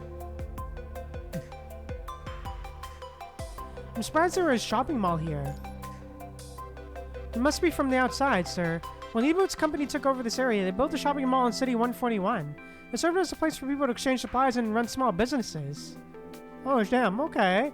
But then we were near the mall buying supplies. When the building started collapsing, I was terrified. That's when you all appeared. Hey, alright. The woman smiles, gently lifting the baby's hand toward Jetavie, while softly cooing to the infant.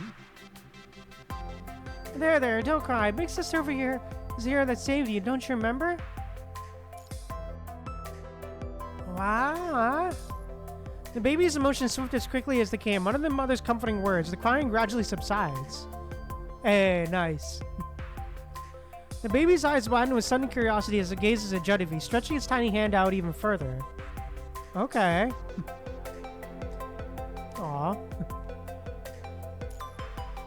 After Jetavie sees us, her face tenses with uncertainty and her usual spirited demeanor is gone as she cautiously extends a finger to touch the baby. Hey. Yeah. Aw. She seems to really like you. Would you like to hold her? Me? Jetavie turns around, casting a pleading look for help. Aw. Any help? If you don't want to, I can do it. Of course I want to. Aw.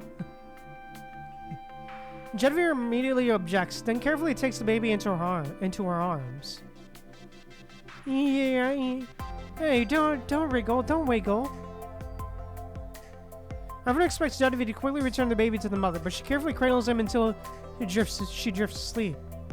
Aw. Aw. Here, he's fallen asleep. Thank you. I hope fate brings us together again. Aw. The mother thanks her and leaves. Jetavie responds mechanically and remains clearly lost in thought. Are you having a hard time letting go? Want me to call her back so you can hold the baby a little longer? Let's just stop. It's irritating hearing you talk. Damn. I was just thinking about something else. Jetavie presses her lips together in thought, an unusual gesture for her. Tell me, what do you think her childhood was like? Did anyone ever hold us like that? According to the timeline, an individual at that stage was still in cognitive cultivation phase with no physical form. What a waste of time. Let's focus on the task at hand first. Do you have any thoughts, Noctis? Watching the woman's retreating figure, certain words she spoke trigger something important in your mind. Hey, alright, let's go. Let's check out the shopping mall first. Yes. Wait, wait a second. Don't go along with it. Why go to the mall? Don't tell me it's because of something the baby's mom just said. It's way too random.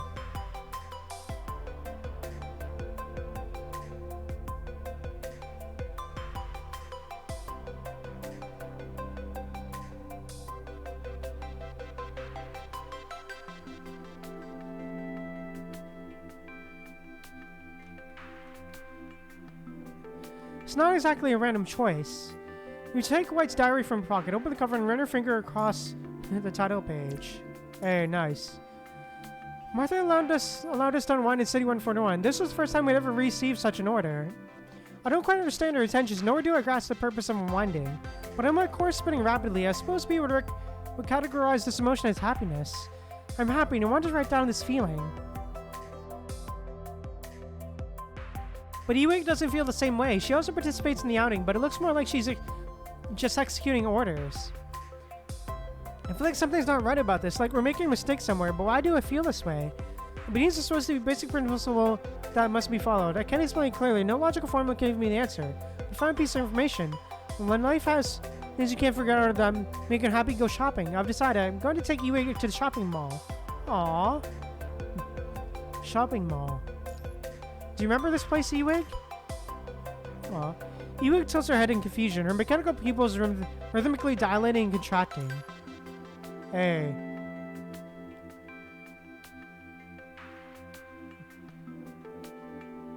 Alright, No, keywords related to this place were found in my database. Aw. Let's go take a look anyway. We don't have clear leads anyway, so this should be fine, right? Hey. Aw, that's nice. Aw. That's cute. Aw. Anyways. Hey, time to go shopping. Anyways, let's keep going. The journal's end. Hey. Super delicious bubble tea. I especially love those little toppings called caramel pearls. This is a little demon style one. I wonder if it's your style too. Following the directions of the diary, you arrive at a near commercial street. The facilities here are already dilapidated in age, but some shops are still open for business. Okay.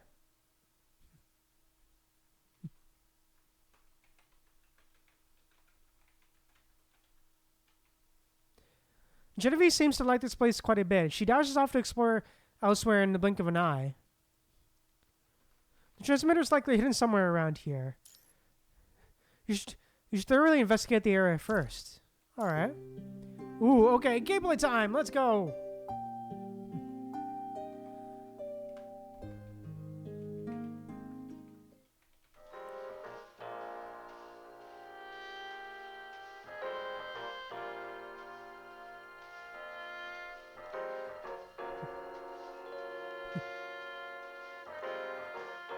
Shanma looks like there's so many business stores here. Might mention a bubble tea shop in her diary. Should be in that alley over there. Hey. Let's check it out together when you're free. Hey, I'll let's wait go. there. Alright then, let's go. Alright, see you later. Hey, alright, let's do it.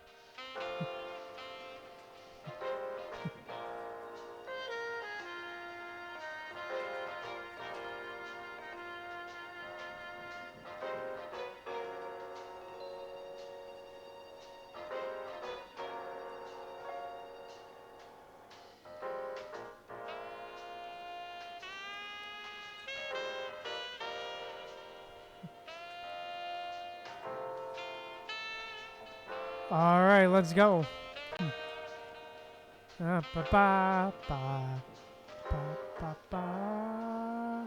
Really? Come on. Have to go around? Really?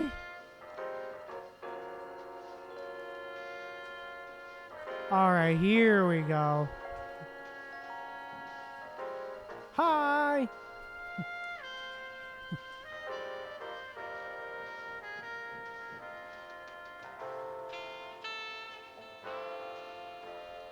Took you long enough. Sorry, Before Jesus. I took my first sip, I made a little bet with myself. How many pearls will I slurp up before you get here? Damn, really? How many? I don't remember. Oh, damn, Jetavie date? Bubble tea Okay. isn't sweet enough to trigger my taste sensors. Oh, but you know what? Your face was totally saying, how does such a romantic place exist in this rundown neighborhood? You walked straight toward me while your eyes kept scanning all the surroundings. Uh-huh. You were moving slowly, your upper body tense like you were ready to spring into action at any second. My visual module has caught all of it. Yeah, huh. Why are you recording this? Why? Because it's fun to watch. Okay. Uh-huh. But you really plan to stay this alert the whole time at a bubble tea place? Something feels off about this area. There may be hidden threats. I need to ensure your safety. Hey. Aw. You want to keep me safe? Hey. Your combat capabilities are pretty impressive as a human, I'll give you that. But still, can't match a mechanoid, can you? Yeah, sure.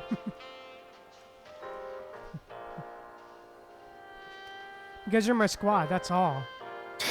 Always acting so tough. Why not let me protect you for once, Look, if I can't get you to relax and enjoy bubble tea with me, then meeting here is pointless. Okay. So, I've already checked every inch of this place and turned over every stone before you got here. I've swept the whole place. Inside, outside, floor to roof. Nothing weird, no interruptions. Not even a fly can get through. Okay then. Are you really okay with this? Dropping your guard so easily? If something does happen here, no one's coming to save you, you know. Yeah, huh. I thought you said you swept the area. Of course. Nothing else can threaten you now. Except me. In this lonely little corner of the world, I'm the only one who gets to hurt you. And yet what? here you are, waltzing right into the devil's den like a clueless hero who trusted the wrong person. Tell me, aren't you afraid I'll eat you whole? No. Why? Go on then, Mr. Devil. Aw. Hey, just rushing certain stops on Friday. She goes gently sniffing a few times. Hey, yo! Hey, yo! God damn! Then she graciously returns to see, watching you with great interest. Aw. But I'm dying to know, what could possibly make you this bold? I trust you, Jetavie.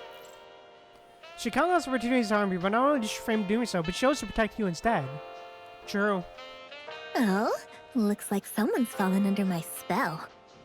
Oh, by the way, do you know why I picked this place? Are you searching for the transmitter? This store's dreamy vibe totally makes it the perfect spot to set up a signal source. After all, who'd suspect such a charming little spot? But like I said, I've turned this place inside out and still found nothing. Not a trace of the signal source here. Then why did you choose this location? A nice bright spot like this makes it much easier to capture all your expressions. Thanks to you, my visual module has collected some really lovely footage. The lighting here is so romantic. It could even make a serious dummy like you look absolutely dazzling. Damn. Do you think this place is magic or something? Damn, the roast. Even without the magic, doing this once in a while isn't too bad. You don't think so? Hey. To me, just sitting here with you like this quiet moment, is magical enough by itself.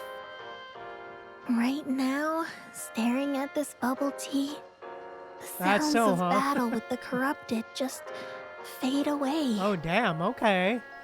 This is the magic that a simple day like this truly holds for me. I'd love to stay longer, but that signal source won't find itself. Yep. Wait a minute. If I'm right, you didn't tell the old hag that you took us away from Gestrig, did you?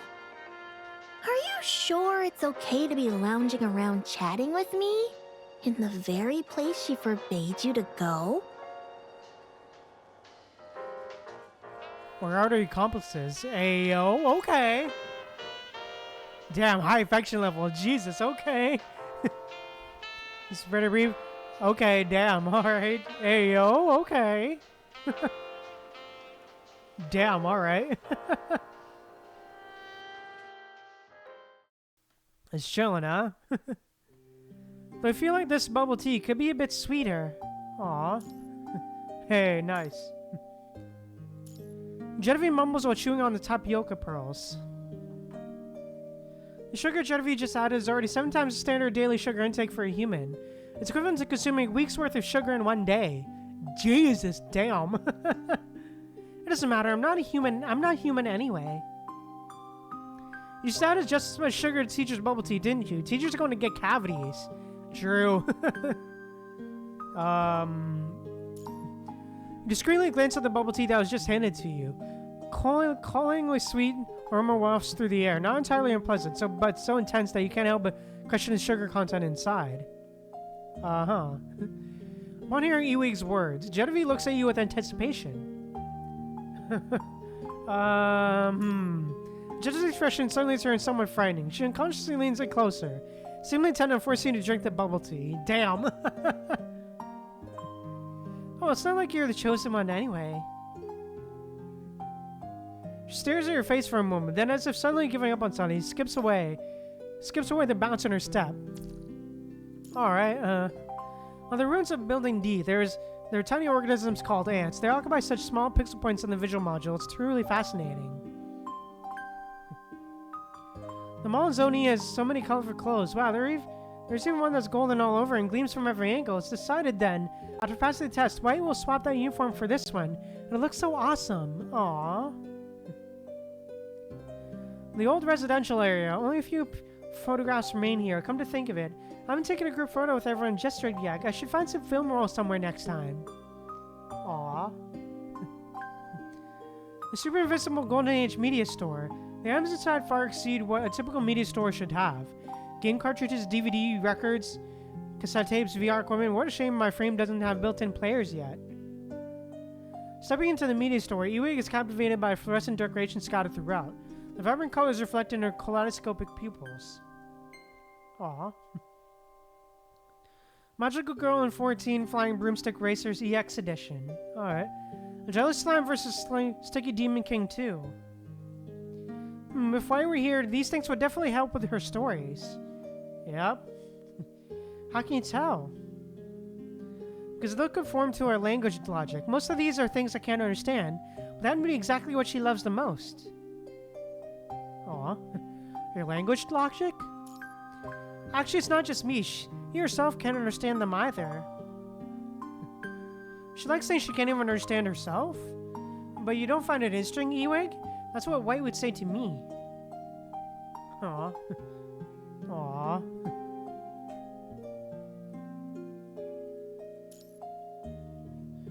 As they leave the media store, the clerk hands two cassette tapes to Ewig. The clerk seems overjoyed to find a kindred spirit who appreciates art in this apocalyptic world where few do, and insists on giving her tapes as a gift. Aw. Let's go, teacher. We should head to the next location mentioned in the diary. Flipping through the diary. However, upon turning the page again, all that's revealed are empty lines. This is the last page.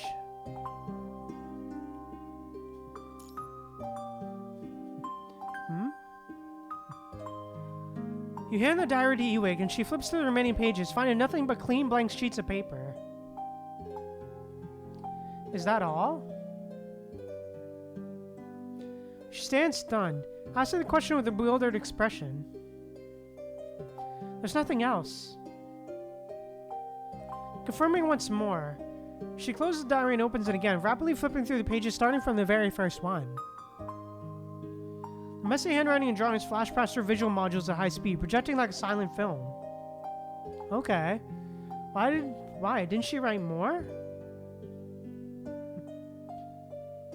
She promised us she would create an interesting story, and on a graduation day, she read it aloud in front of all the teachers and students. Aww. Today, we visited many places, an amusement park, a bubble tea shop, and a media store. We even found two cassette tapes that we couldn't make sense of. Aww.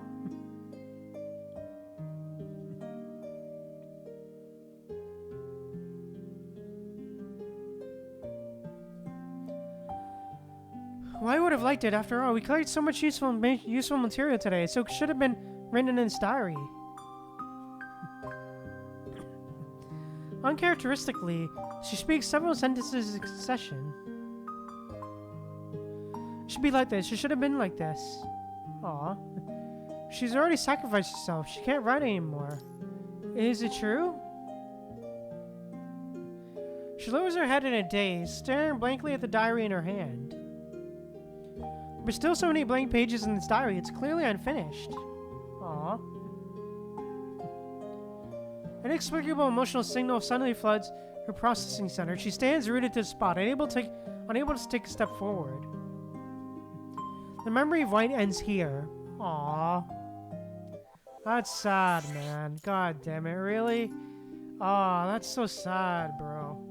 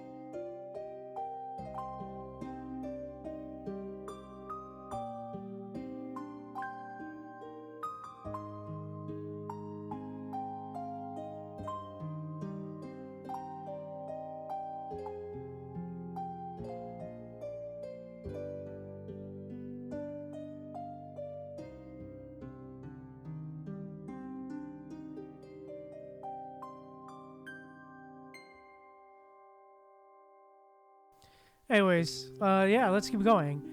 Matrix, let's go. The vast city has no shortage of unexplored corners, and the diary only mentions a few of the more notable locations. Aww. She divides the students into small groups, instructing them to investigate different areas separately. Meanwhile, she continues to explore in the direction of the audiovisual store. Aww.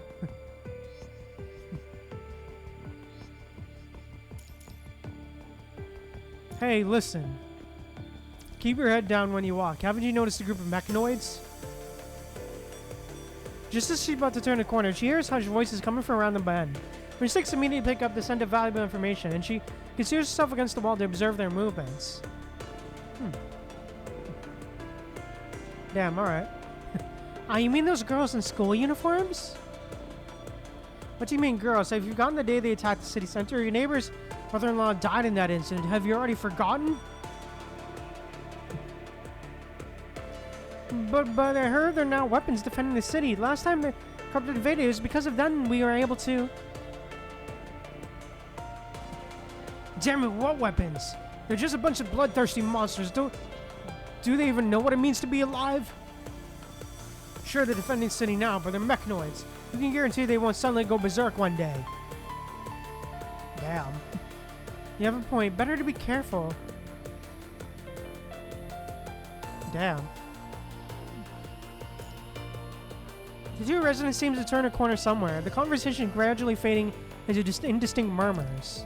Okay. As you follow the voices alone, you suddenly feel someone's gaze on you from ahead and to your left. What a remarkable perceptiveness. A man in an immaculate suit puts down his coffee and plods appreciatively. Employee number is the new appointed commander of Jetavie. I haven't gotten the wrong person, have I? And who you are? Even if he has is information on your ID card, the risk of your identity being exposed remains high. You simply become more guarded. No need to be so tense. I just happen to know a few things about you. I work for the company too. I'm an employee number, but you can call me Horst. Horst calmly shows his empty hands, indicating he harbors no ill intent. Mr. Horst? No need for formalities. Horst gestures for you to sit down and talk. I admire how you guided your students to successfully secure City 141. You're a smart person, so I'll get straight to the point. I want you to stop interfering in your students' battles.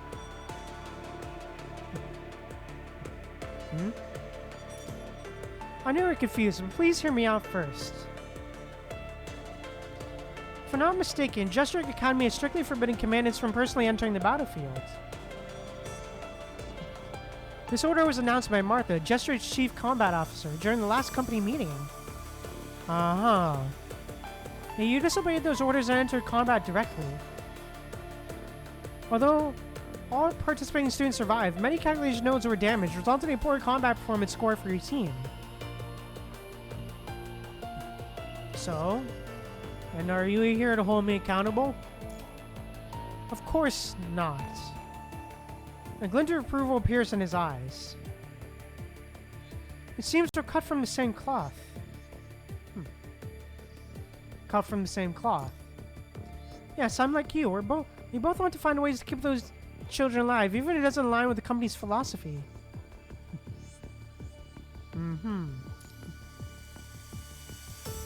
Even though they're mechanoids, you must have felt it too, right? They're not actually devoid of emotions. Yet Jetavie treats them as mere weapons, constantly sacrificing them in brutal combat. I wish we could do something about it, or rather, I wish we could do something about it. Do you have a way to prevent them from being sacrificed? Of course. Jetavie gets set mandatory directives that force them to act accordingly. This is the tool the company uses to control them. There's only one way to remove these directives. If the corrupted enter the city center, Jetavie's mandatory protocols imposed on them will be lifted, and they'll gain their freedom. With freedom, they'll no longer be sacrificed at someone's whim. All I need from you is to not interfere with their battle. We just need to guide them not to resist the corrupted. Instead, focus on protecting the residents' lives. That shouldn't be difficult for them. Uh-huh. I don't see why I should trust you. Of course you can choose not to trust me. Frankly, whether they live or die has nothing to do with me, nor will it affect my future.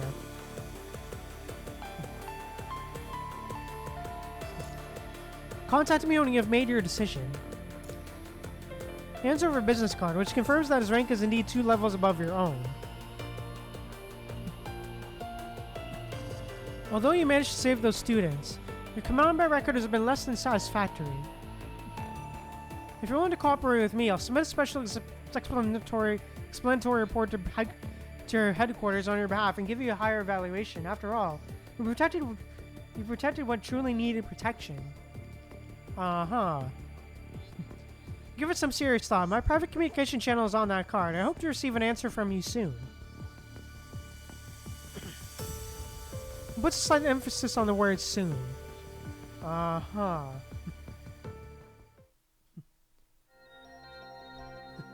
This is the place, right? What's wrong? Doubting Jetavie's tracking abilities? The girl asks rhetorically. Small tail behind her wagging happily back and forth. Aww. After parting ways with a man called Horst, you head in the opposite direction. A deliberate deception, of course. Huh.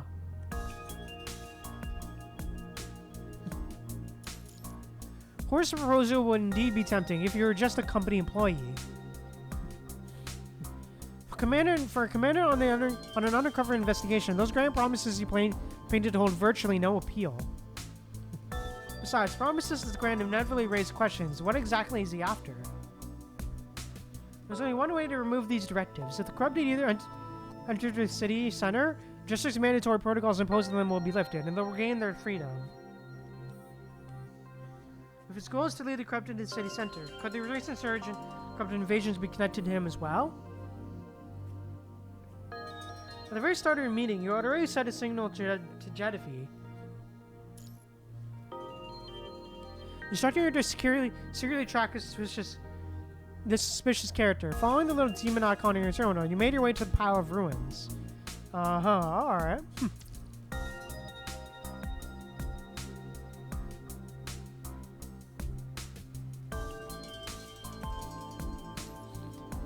The barriers here are all melted by extreme heat.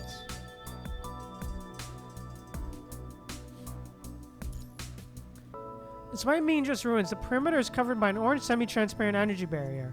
Jetavie carelessly tosses scrap into it, which instantly melts into melted iron. Damn. Is it really necessary to lock down some rundown ruins this tightly? Then again, a ruin receiving this level of protection is suspicious in itself. Upon closer inspection, the barrier structure resembles a networked formation rather than a regular sphere. In other words, there are likely network nodes nearby maintaining it.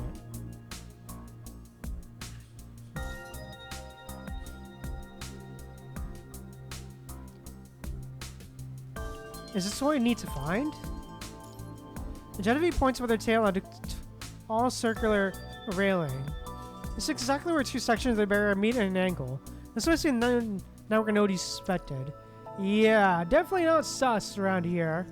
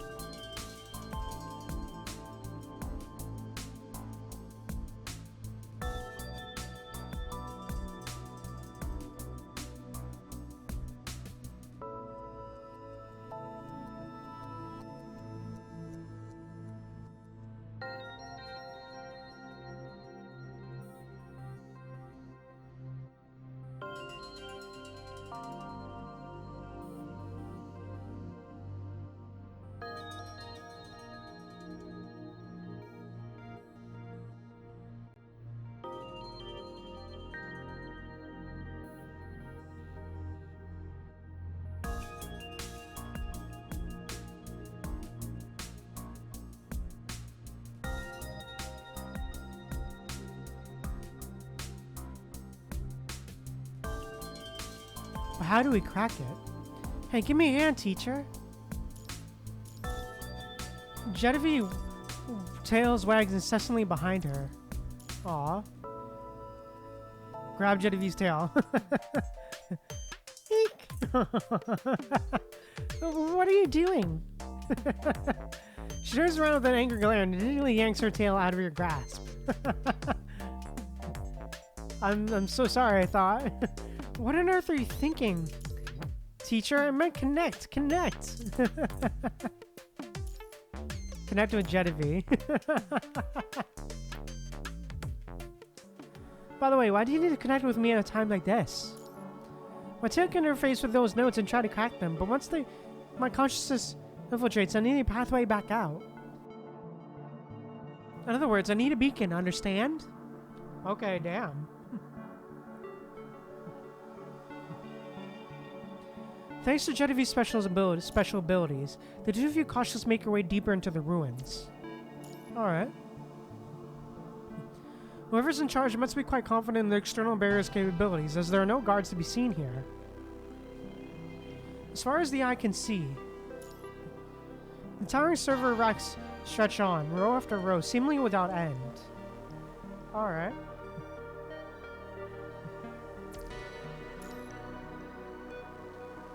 Most of the LED lights inside the racks have gone dark. It seems the computing nodes here haven't been operational for a very long time. This place feels so familiar. Have you been here before? Rather than saying I've been here, Jetavie murmurs to herself, lost in thought. It'd be more accurate to say this place is most likely where I was born. Oh shit, yo? What? Teacher, you must have seen those towering server racks just now, right? This place used to be a matrix center. By the way, if you find any similar matrix facilities, try to bring in some data from them. So it does exist, a matrix center that Asimov theorized about, but everything here is mostly fallen into ruin. Oh shit, okay.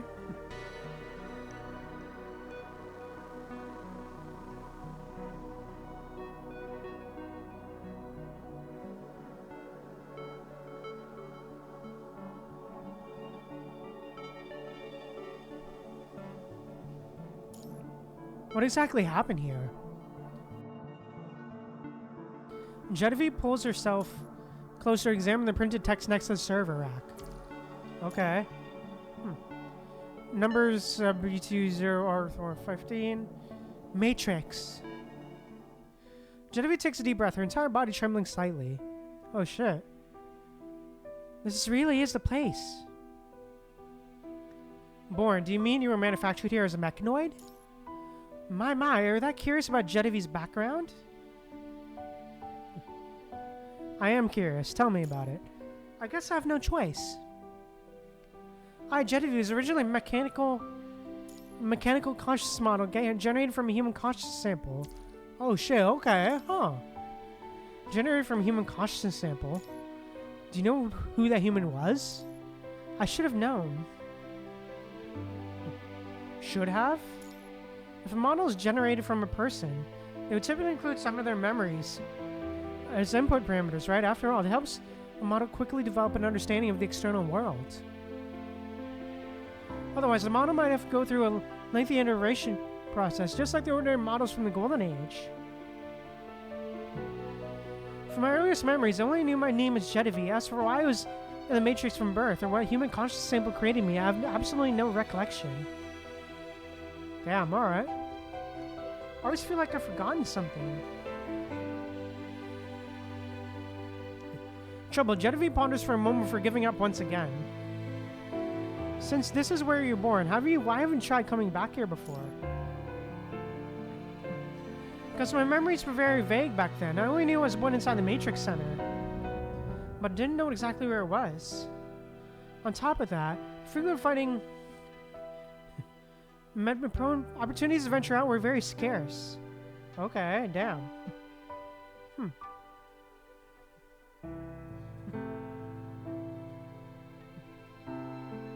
You were born here, but your memories of this place were vague? Because my frame was almost about out of power right after I opened my eyes. after I first opened my eyes. I only remembered when I first crawled out of the ruins. They were corrupted all around me. Oh shit. Just as my strength was about to give out, an old lady and some children in school uniforms appeared just in time and fished me out of a pile of corrupted. Okay. You don't look that old yourself. Why do you call them children? Jetavie tilts her head thoughtfully. It's just what I call my juniors. I'm already an awakened individual, but they haven't awakened yet. They're still naive and confused. Doesn't that make them children? Aw. Anyway. After that, they brought me back to Jetstreak. You don't seem to be like the other individuals who need to completely follow the Academy's orders. Last time you took me away right in front of Martha. If you don't need to follow orders, then there's no real reason for you to have to stay at the Academy, right? I do have a reason. I should have mentioned it to you before. The reason I stay there and help them pass the final test is to find someone. Oh? Who are you looking for? Is it the Chosen One? So you still remember. Who is he really? The Chosen One is someone very important to me. Aw. Somebody who accompanied me through countless training sessions in the Matrix and ultimately sacrificed their computing power to help me enter reality. In short, I absolutely must find the Chosen One. Okay, sacrificed their computing power. Does that mean they died? I used to think so too. Aw. But later, the old woman occasionally mentioned that Chosen One is actually nothing more than an empty shell. Empty shell? She said the Chosen One was originally born in the same laboratory as me, but because of something overfitting, it caused them to completely without consciousness at birth. So basically they're trying to create awakened machines like Nanami, if I'm assuming correctly. They're basically trying to make, you know, more Nanamis and Church and Machinas. Interesting. Despite being born in the same laboratory, the Chosen One always had pink hair and had almost nothing in common with me. Huh.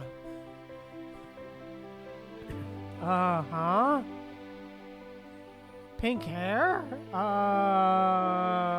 Okay. So male and pink hair. Okay.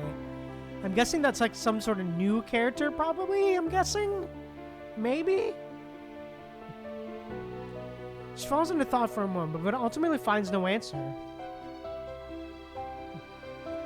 However, since the old woman said it was an empty shell, it's as if she's saying the real Chosen One is someone else. That's why I'm absolutely must find the Chosen One. How can you be so sure? This is just one possibility, but I wanted to see that person again, no matter what, no matter the cost. Aw. Only by obtaining the Chosen One's remaining data is there any hope of learning their exact circumstances. The Chosen One's data is in this company's possession. And the only way for me to obtain it is by helping those children pass their tests. That's why I've stayed at the Academy. Okay.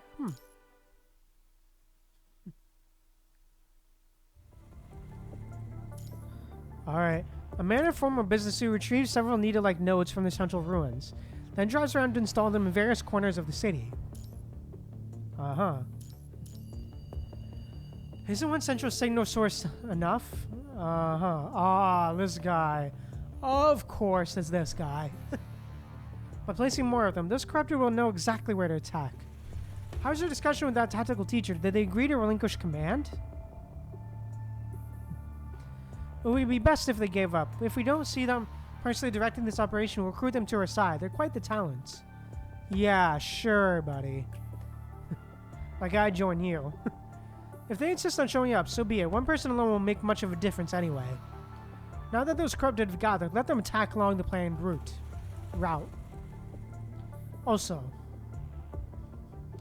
release Gwynplaine as well. Oh shit, You want that thing deployed too, but that creature doesn't follow our commands. Oh shit. There's no need to hesitate. Once we seize control of the mechanoids, we won't care how much damage is done to the city. Well, fun. Oh, isn't that fun? Well, isn't that fun? Sacrificing a ton of people. Isn't that fun?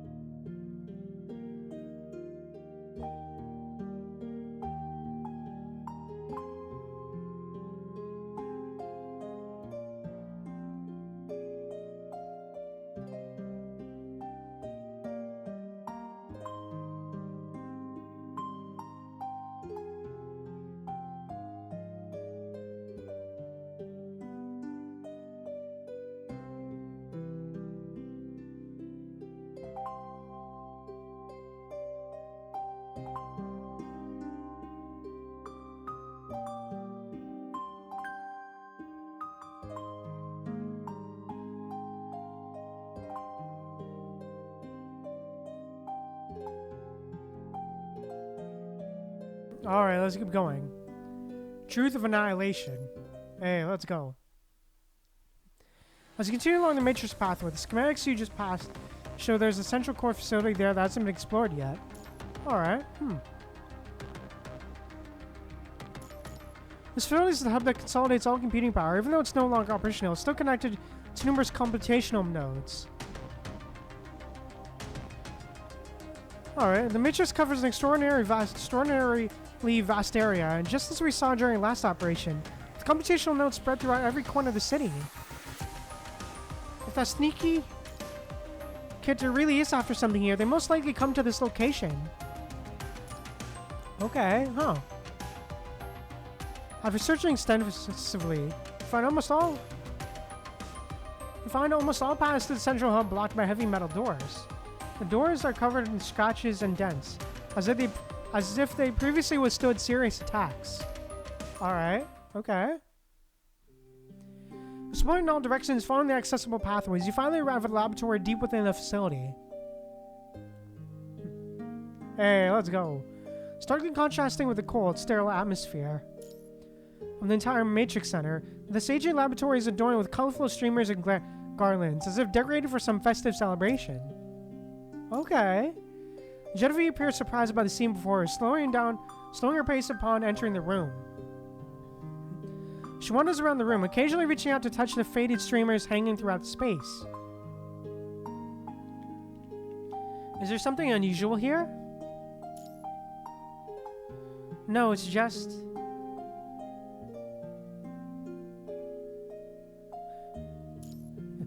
She answers in a distracted murmur. This is...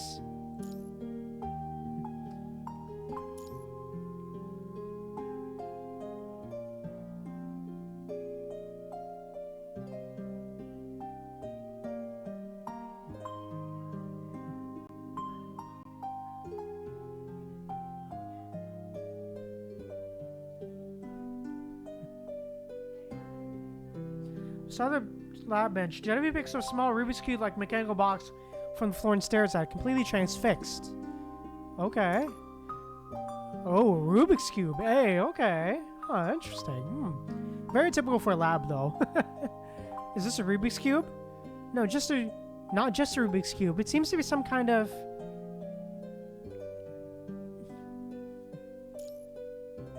She gives the white cube a gentle twist. V happy birthday. Vi happy birthday. A girl's cool, clear voice emanates from the cube. This voice, though she's certain she's never heard it before, it somehow feels strangely familiar.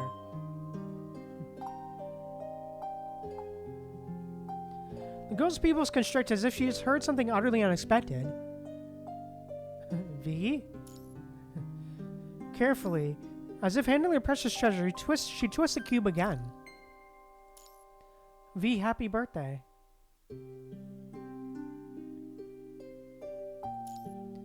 V, happy birthday. Yui, aww. Her voice grows hoarse as she clutches the white cube tightly, twisting again and again, over and over. Aww. Jetavie, are you alright? It's Yui. Yui, who's Yui? I don't remember, but this is Yui's voice. Oh, Shay, oh, okay. Aw. I shouldn't have forgotten Yui, where are you? Jetavie shakes her head uncontrollably as she tears well up in her eyes. Why would hearing an unfamiliar voice stir such powerful emotions within her? Streamers and flowers wreaths cover the laboratory, and the words "Happy Birthday" are displayed. Vi, does that refer to Jetavie? Looking around for more clues, she catches sight of an overturned photo frame on a nearby table.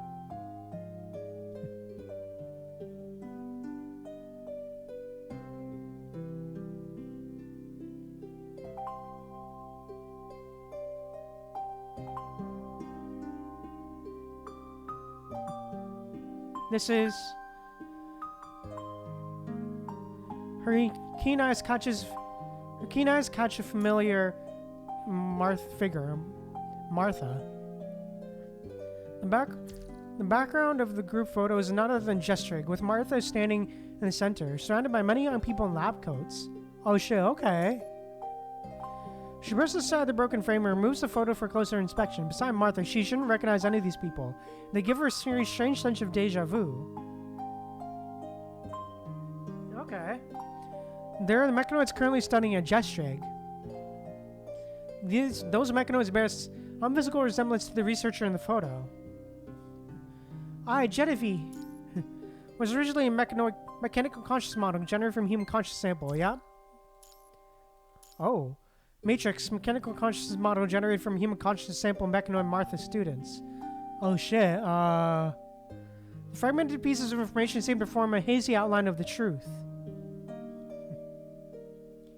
Trying to continue piecing together the truth, her gaze is drawn to another figure in the photo.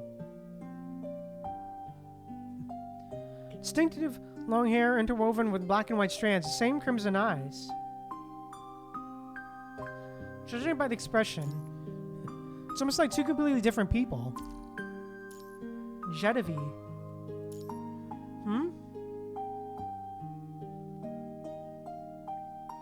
Would a model generated from a human consciousness sample closely resemble the original person?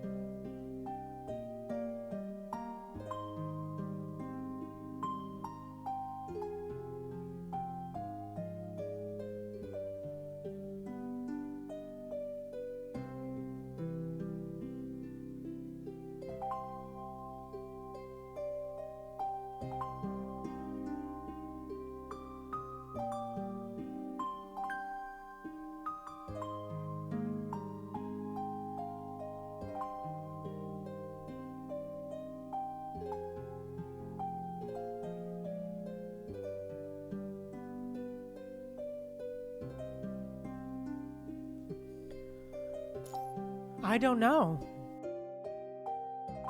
Still clutching the white cube tightly, Jetavie sniffles. But someone told me that I was generated with a high divergence factor. Give me a personality completely different from the original consciousness sample.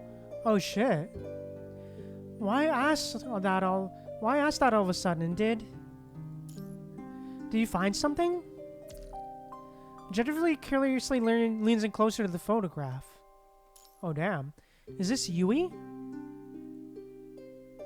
Yui, is her name Yui? I don't know, but when I saw her, this name immediately surfaced in my core processor.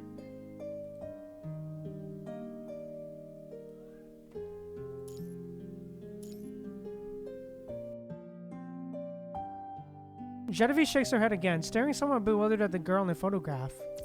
Oh damn. She had heard this voice, but forgotten the emotions it carried.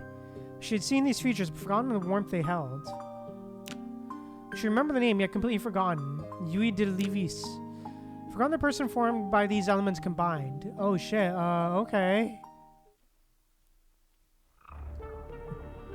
Composing yourselves, you gather the scattered clues around the area and continue forward, following the traces on the ground. Found it.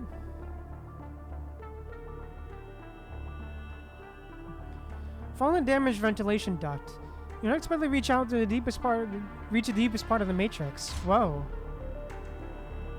Before you stands a mechanical beam striking similar to Gestalt. Mostly developed from same source technology. However, like the other halted computational nodes, this mechanical beast has also ceased functioning, now nothing more than a lifeless husk. Oh damn, okay. You and Jetavie split up to research. You find a chip in a conspicuous corner and insert it into your portable terminal, but a data lock prevents you from reading it. You have no choice but to pocket it for now.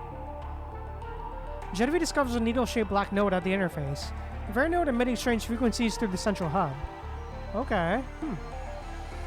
The signal, it's attracting the corrupted. Removing the node isn't difficult, yet Jetavie's expression remains extremely grave. Removing one signal source doesn't mean the crisis is over. This thing exists because someone deliberately planted it here. The most suspicious person is, without a doubt, the man who just arranged to meet with you. Yet despite searching the entire matrix with Jetavie, you find no trace of his skulking presence. As long as whoever's planting these nodes doesn't stop, the corrupted could attack again at any moment. Judging by the intensity of previous battles, the eastern wall has already been breached. The entire city could be in danger at any moment. Okay. Reinforcement request. Location, city number 141. Danger medium. Situation summary, corrupted attracting signal source detected. Deploy support forces in advance. After briefly outlining the potential crises, send the message to Celica and left. Okay. Hey, alright, let's go. Leaving the ruins behind, you skirt around the external barrier Jetavie hacked earlier and return together to the city center. I just saw, you know, teacher was secretly sending some secret messages to someone. Aw. Just contacting a friend. No need to explain. I couldn't care less about what teacher actually came here to do. Damn, okay.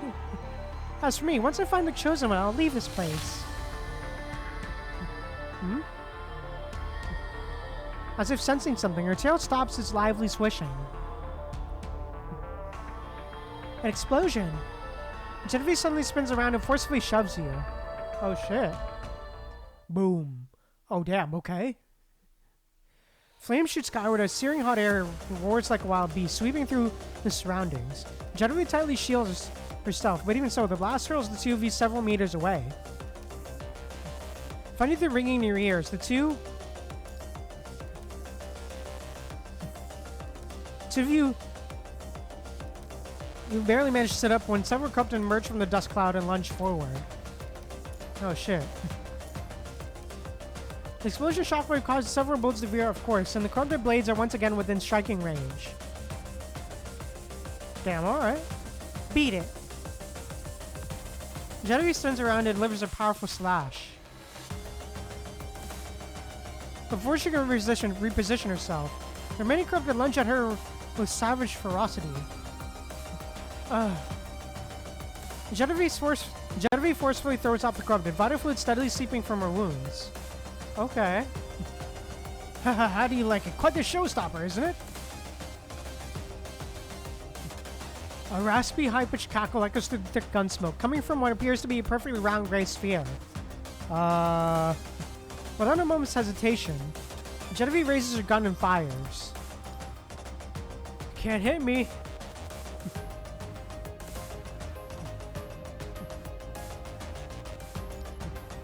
The gray sphere bounces up and down twice before vanishing into a thick smoke. Alright. What on earth is that? What on earth is that thing? Brows furrowed, Jetavie looks in the...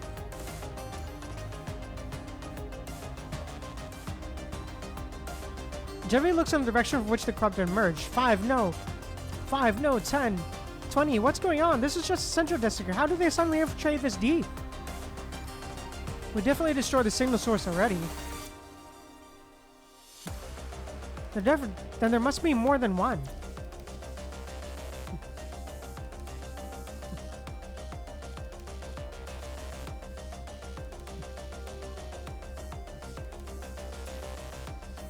Tactical teacher is calling Jetstrike headquarters.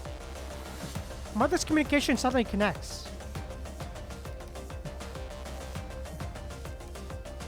I can hear you. Go ahead.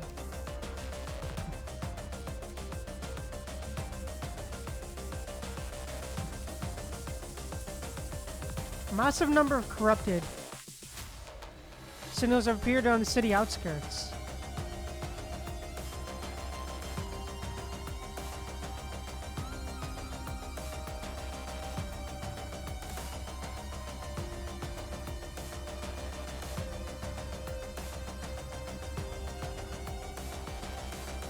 The eastern breach has been completely overrun. The walls to southeast and northeast have also been breached. The city center is no longer safe. Please evacuate the Jetstrike immediately. Oh, damn. Oh, okay.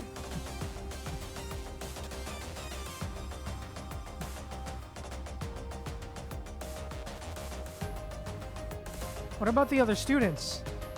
Ewig and the even number units are guiding residents to evacuate Jetstrike, while the odd number ones are providing cover. Okay. The central district of the city is going to fall. According to Martha, if central area is invaded, the students will likely be disposed of as waste.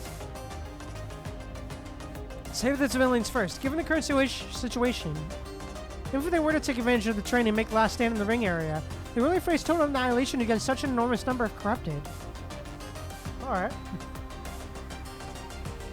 Jetstrike is located in the western suburbs of the city. The narrow roads there will give us a chance to create a buffer zone.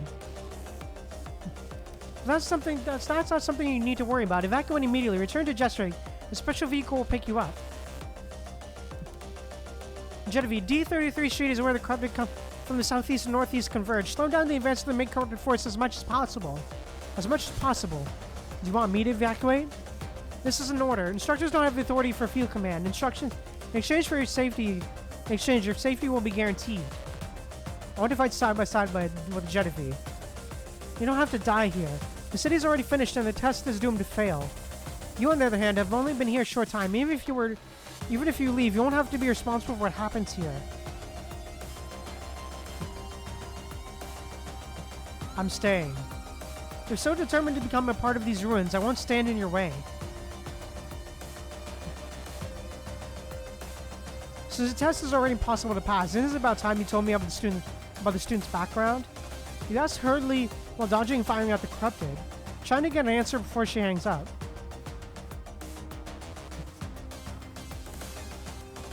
Silence fills the other end of the communication line. Martha seems to be hesitating whether to speak or not. After a moment, she lets out a soft sigh.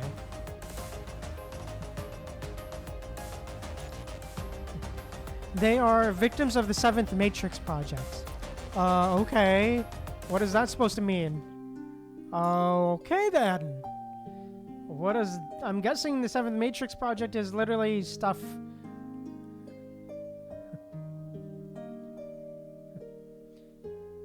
literally about, just creating Oinkin machines like Nanami, I'm guessing? Maybe?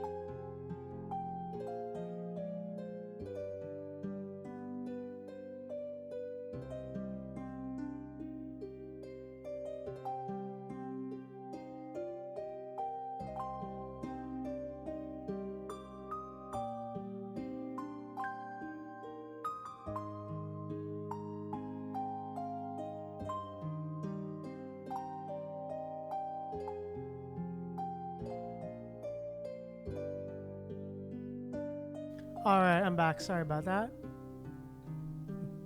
Sorry about that. I'm back. But, yeah. Super happy to be here. And, yeah. I think with that said, this story node will probably be the last story node we do for today's stream. So, yeah.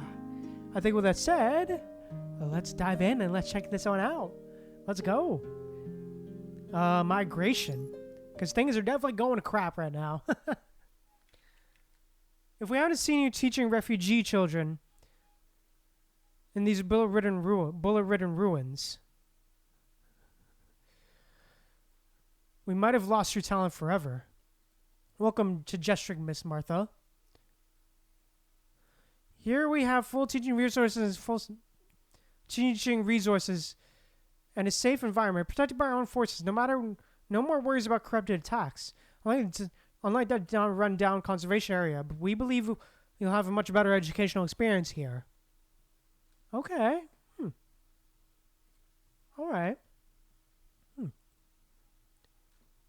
Why abandon those children when they were only 5 points away from passing score? Still asking foolish questions? Just like students belong to the company. Those without value don't deserve resources.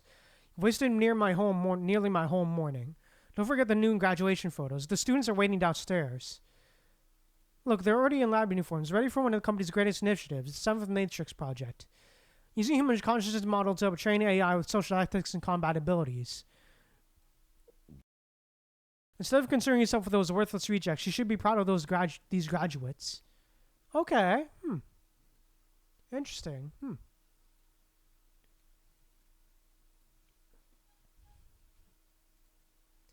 The students who participate in the project are suffering from mental disorders? Forgive my frankness, but you should focus on the next wave of children receiving education, not those finished products. Fine, I can understand your concerns to some extent, just this once. I'll make an exception to disclose some information to you. Alright. Due to a shortage of test subjects within the company, researchers can consent to become consciousness samples themselves. This process generates intense neural impulses, which likely cause the abnormalities in them.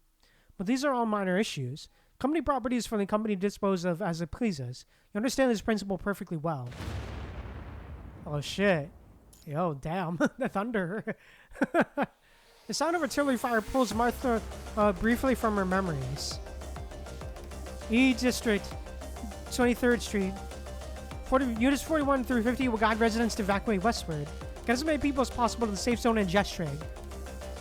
Reporting officer, units 43, 45, and 46 have been destroyed. The remaining 7 will carry out their mission together. The Carpenter are attacking from 3 directions in the east. The inner city ring. There are no defense forces left in the city center. They'll soon occupy the central ruins. But if that happens, do you want to live or get promoted after passing the test? Most of the corrupted are heading straight for the central district. Making a last stand will only sacrifice them for nothing. After they're all gone, this place will become the next battlefield. Oh shit, okay. Yes, madam. Have the others left? All units have proceeded to different areas to guide civilians. That's per your instructions. Yes.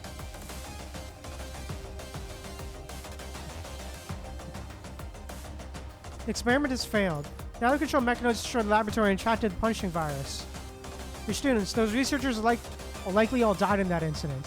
But I don't understand why you brought back the remaining test subjects and even dressed them like your former students. Don't they resemble the former students? Looking closely, there's still a resemblance. Are you going to save them from being scrapped by using this pretense? Haha, it's certainly a clever approach, but I must remind you that since they're a company property, you'll need to prove their value. Hey, alright. Just by the second test, 23 units were forcibly decommissioned by the 9th directive in the program for fleeing combat.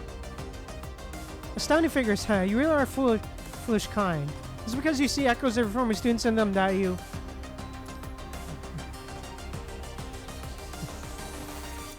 projecting both your guilt and kindness onto these test subjects? I strongly advise you to face reality. Those students are already dead. What you're now teaching is nothing but a bunch of mechanoids. They're designed to serve as weapons. Giving weapons a humanizing education, allowing them to develop emotions. The result is that self-aware weapons disobey orders, flee combat, and get forcibly decommissioned by the 9th directive. End this teacher-student charade while you still can. Last resort, well, there might be one. If they pass the violent test, the 9th directive will be erased, and they might still survive, albeit as weapons.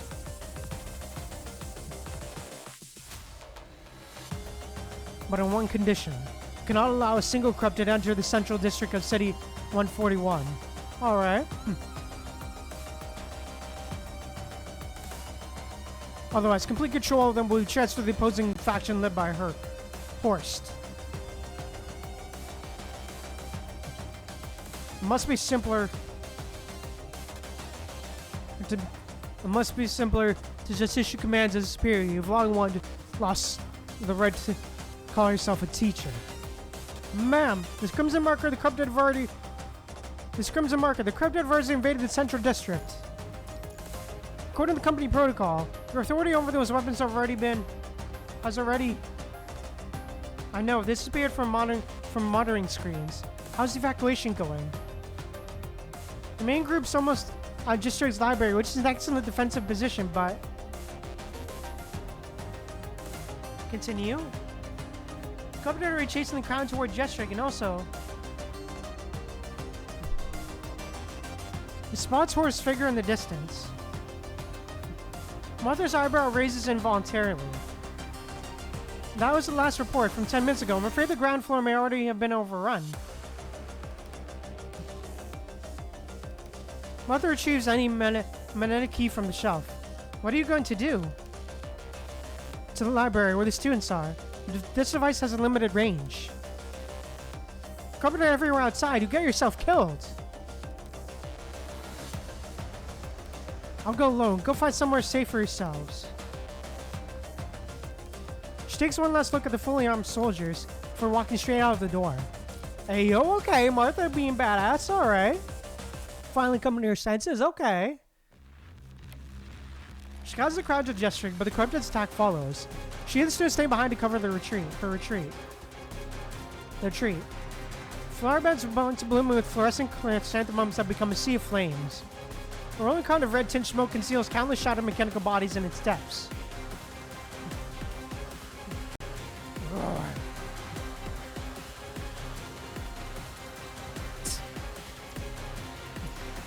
Maximum engine thrust. Hey, alright. The figure shoots forward like a sacred lightning bolt. Scarlet lightning bolt. Just before the cleaver falls, she snatches number 18's frame back. Alright.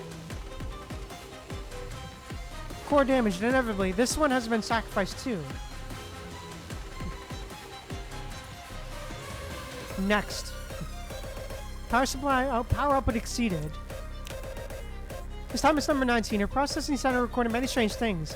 And she always liked to tell Jetavie what humans call dad jokes. Oh, the music here is insane, bro. Oh, God.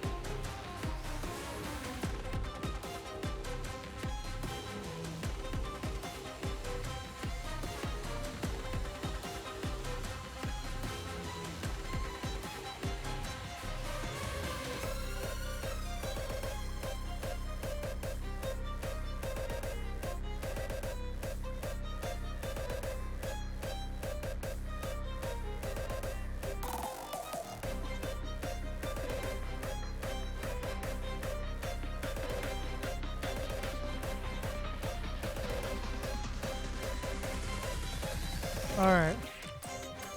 Oh, dude.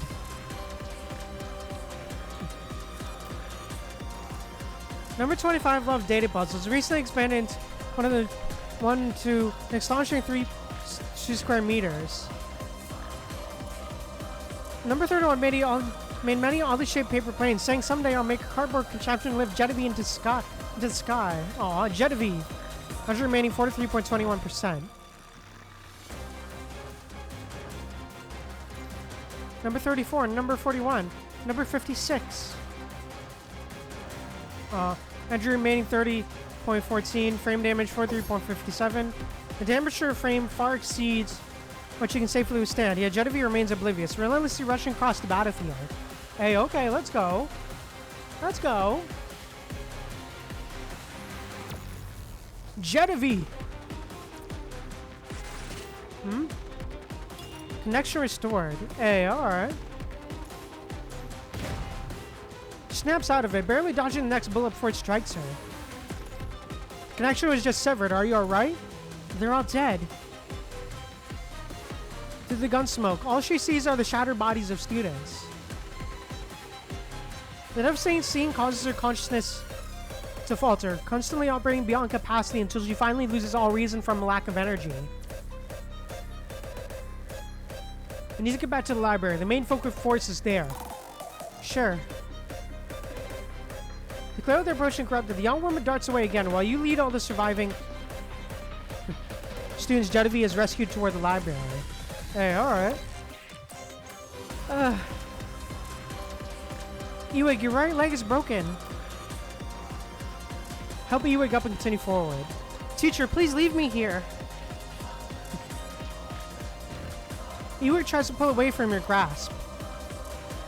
You're already injured.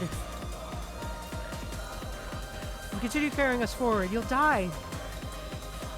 Damn.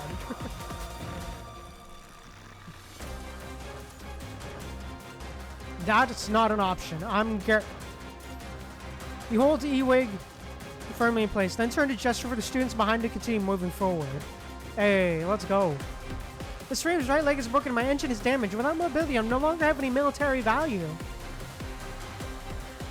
The whistling sound of stray bullets cuts through the air. You instinctively dodge to the side. Hey. Expressing the excruciating pain in your leg, you rise and help the fallen Ewig back up. I will get all of you back safely. Protecting students is simply a teacher's duty. With the death cry of another corrupted, a young girl's silhouette flashes back to the teacher's side. Hey.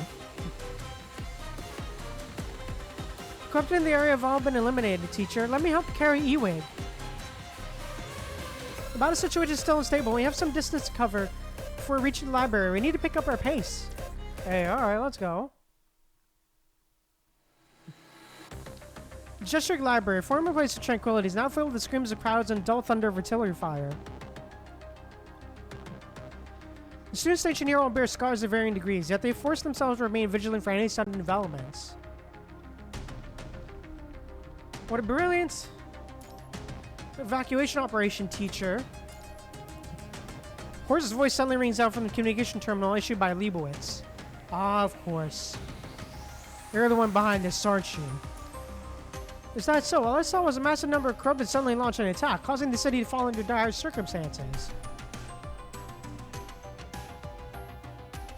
As for you, teacher, you look terrible. You sustained quite a few injuries during the evacuation, haven't you?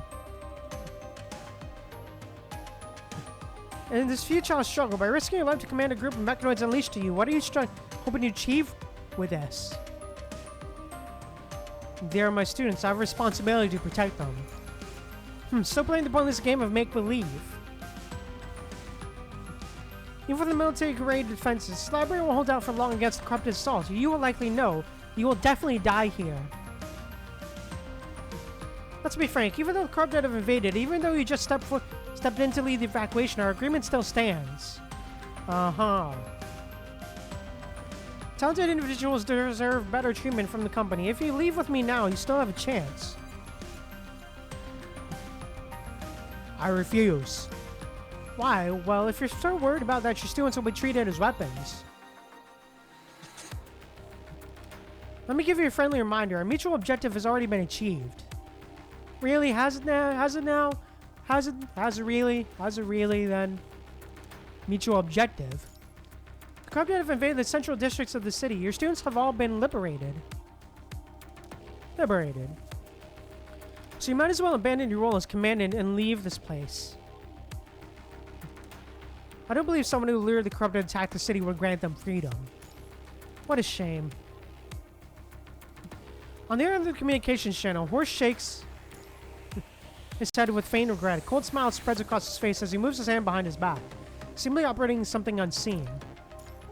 Control transfer protocol activated. Attack. Oh shit. Command received. Oh god. Firing. Oh shit. Oh god. Suddenly, intense pain erupts from your back. Several bullets tear into your body from behind. Oh shit. Oh fuck. Oh god.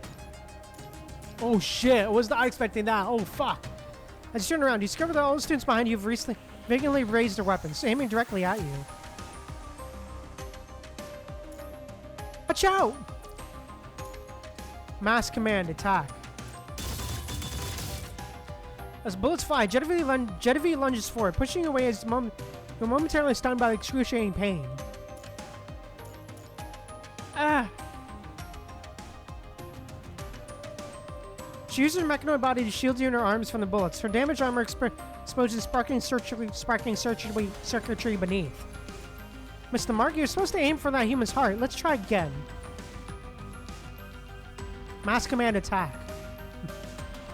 Our guns, they're pointed at teacher. Blood splattered across Demon's combat suit jolts Ewig painfully back to her senses. An unprecedented resistance signal interrupts the execution of the command, and Ewig stubbornly forces her gun barrel away. Oh shit, okay. Obey my command. Command rejected. Oh shit, yo! Number 50, command. 53, command rejected. Number 47, command rejected. Number 39, command rejected. Not directive warning. Beep beep beep. High frequency sounds like death kneels. Ring for the students' neck collars. Oh shit. What's going on? You'd rather trigger the night directive than follow orders? I'm giving you one last chance. Kill that human teacher of yours. Command rejected, command rejected, command rejected, yep.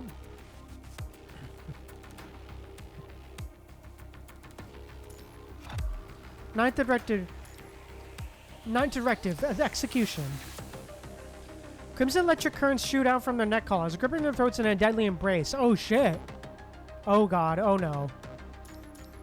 Oh shit, electric currents grow wider, gradually engulfing their entire bodies. It's too late. Everything seems to happen in an instant. In an instant. Jetavie rushes to her side, ignoring the electrical currents attacking her, and frantically tries to tear her off the neck collars, but the collars are locked by the directive and won't budge an inch. Oh shit.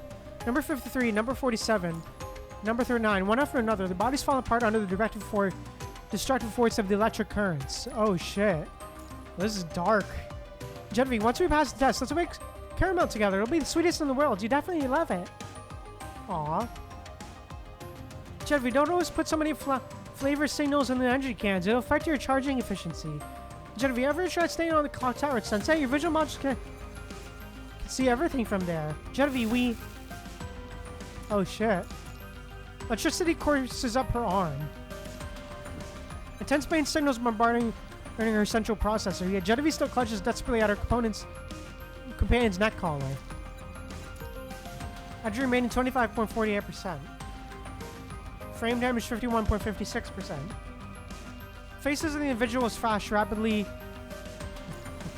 before Jetavie's eyes. Why is it happening again? She's powerless. You're unable to do anything except grit her teeth and burn them into her databanks. Oh shit. 10th directive, emergency shutdown command. Emergency shutdown command. Oh shit, okay. Crimson electrical currents suddenly disappear. In an instant, they all collapse to the ground like unplugged machines. Oh shit, okay. Martha! Oh shit, hey!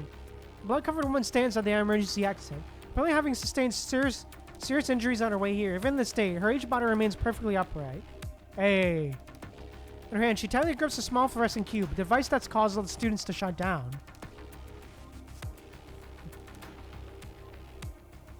A gaze sweeps calmly over the scene, confirming that all the students have escaped death through the emergency shutdown. Those old yet keen eyes now filled with exhaustion and relief.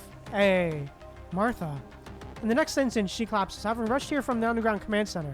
She's already used every last ounce of the strength. Okay. In that case. Boom. Oh shit. Library doors are violently blown by the explosive blast wave. Opened by the explosive blast wave. Gwynplaine making his spectacular entrance. Oh, so that's what he looks like. Oh god. Oh boy, fun! Wasn't that fun? But yeah. Definitely seems like fun, man. Oh, it's gonna be a fun time, huh? But yeah. Definitely very interesting chapter so far. I'm really enjoying it. Or at least pretty decent chapter so far, man. Very, very decent chapter so far. But yeah, I think with that said, music is great, man. The music is always great in PGR, dude. And honestly, Babylonia mode just seems super fun. I love it. It's just super cool to see Babylonia in like the 3D realm now. Like, actually, like, you know, get to explore Babylonia, you know, more freely, you know, and like the environment, you know. But yeah, it's really cool that it's all voiced as well, at least for the most part. NPCs aren't voiced, but yeah. But yeah, definitely also love to see the Kororos as well make an appearance as well. But yeah, I think with that said, I probably will be streaming again on Monday at 7 p.m. EST. We will be streaming Genshin Impact as well, continuing our journey through Natlan, doing the tribe quests. And also, I will also be posting a stream schedule on Discord as well, tomorrow as well. So be sure to stay tuned for that. And yeah, I think with that said, that's all we really got to say. So yeah, thank you guys so much for tuning in. If you enjoyed, be sure to join the Discord. Be sure you can join, which you can join here, which I will drop for the YouTube chatters, for those who wish to join. The YouTube chatters who have not joined the Discord yet, to know when I go live and upload videos next. But yeah. I think with that said, that's what I really got to say. So yeah, thank you guys so much for tuning in. If you enjoyed, be sure to drop a like and a follow and a subscribe and all that good stuff. And also let me know what you thought of the stream, thought in the comments below. And thank you guys again so much for tuning in. Remember, stay humble, be kind to people. I'll see you guys later.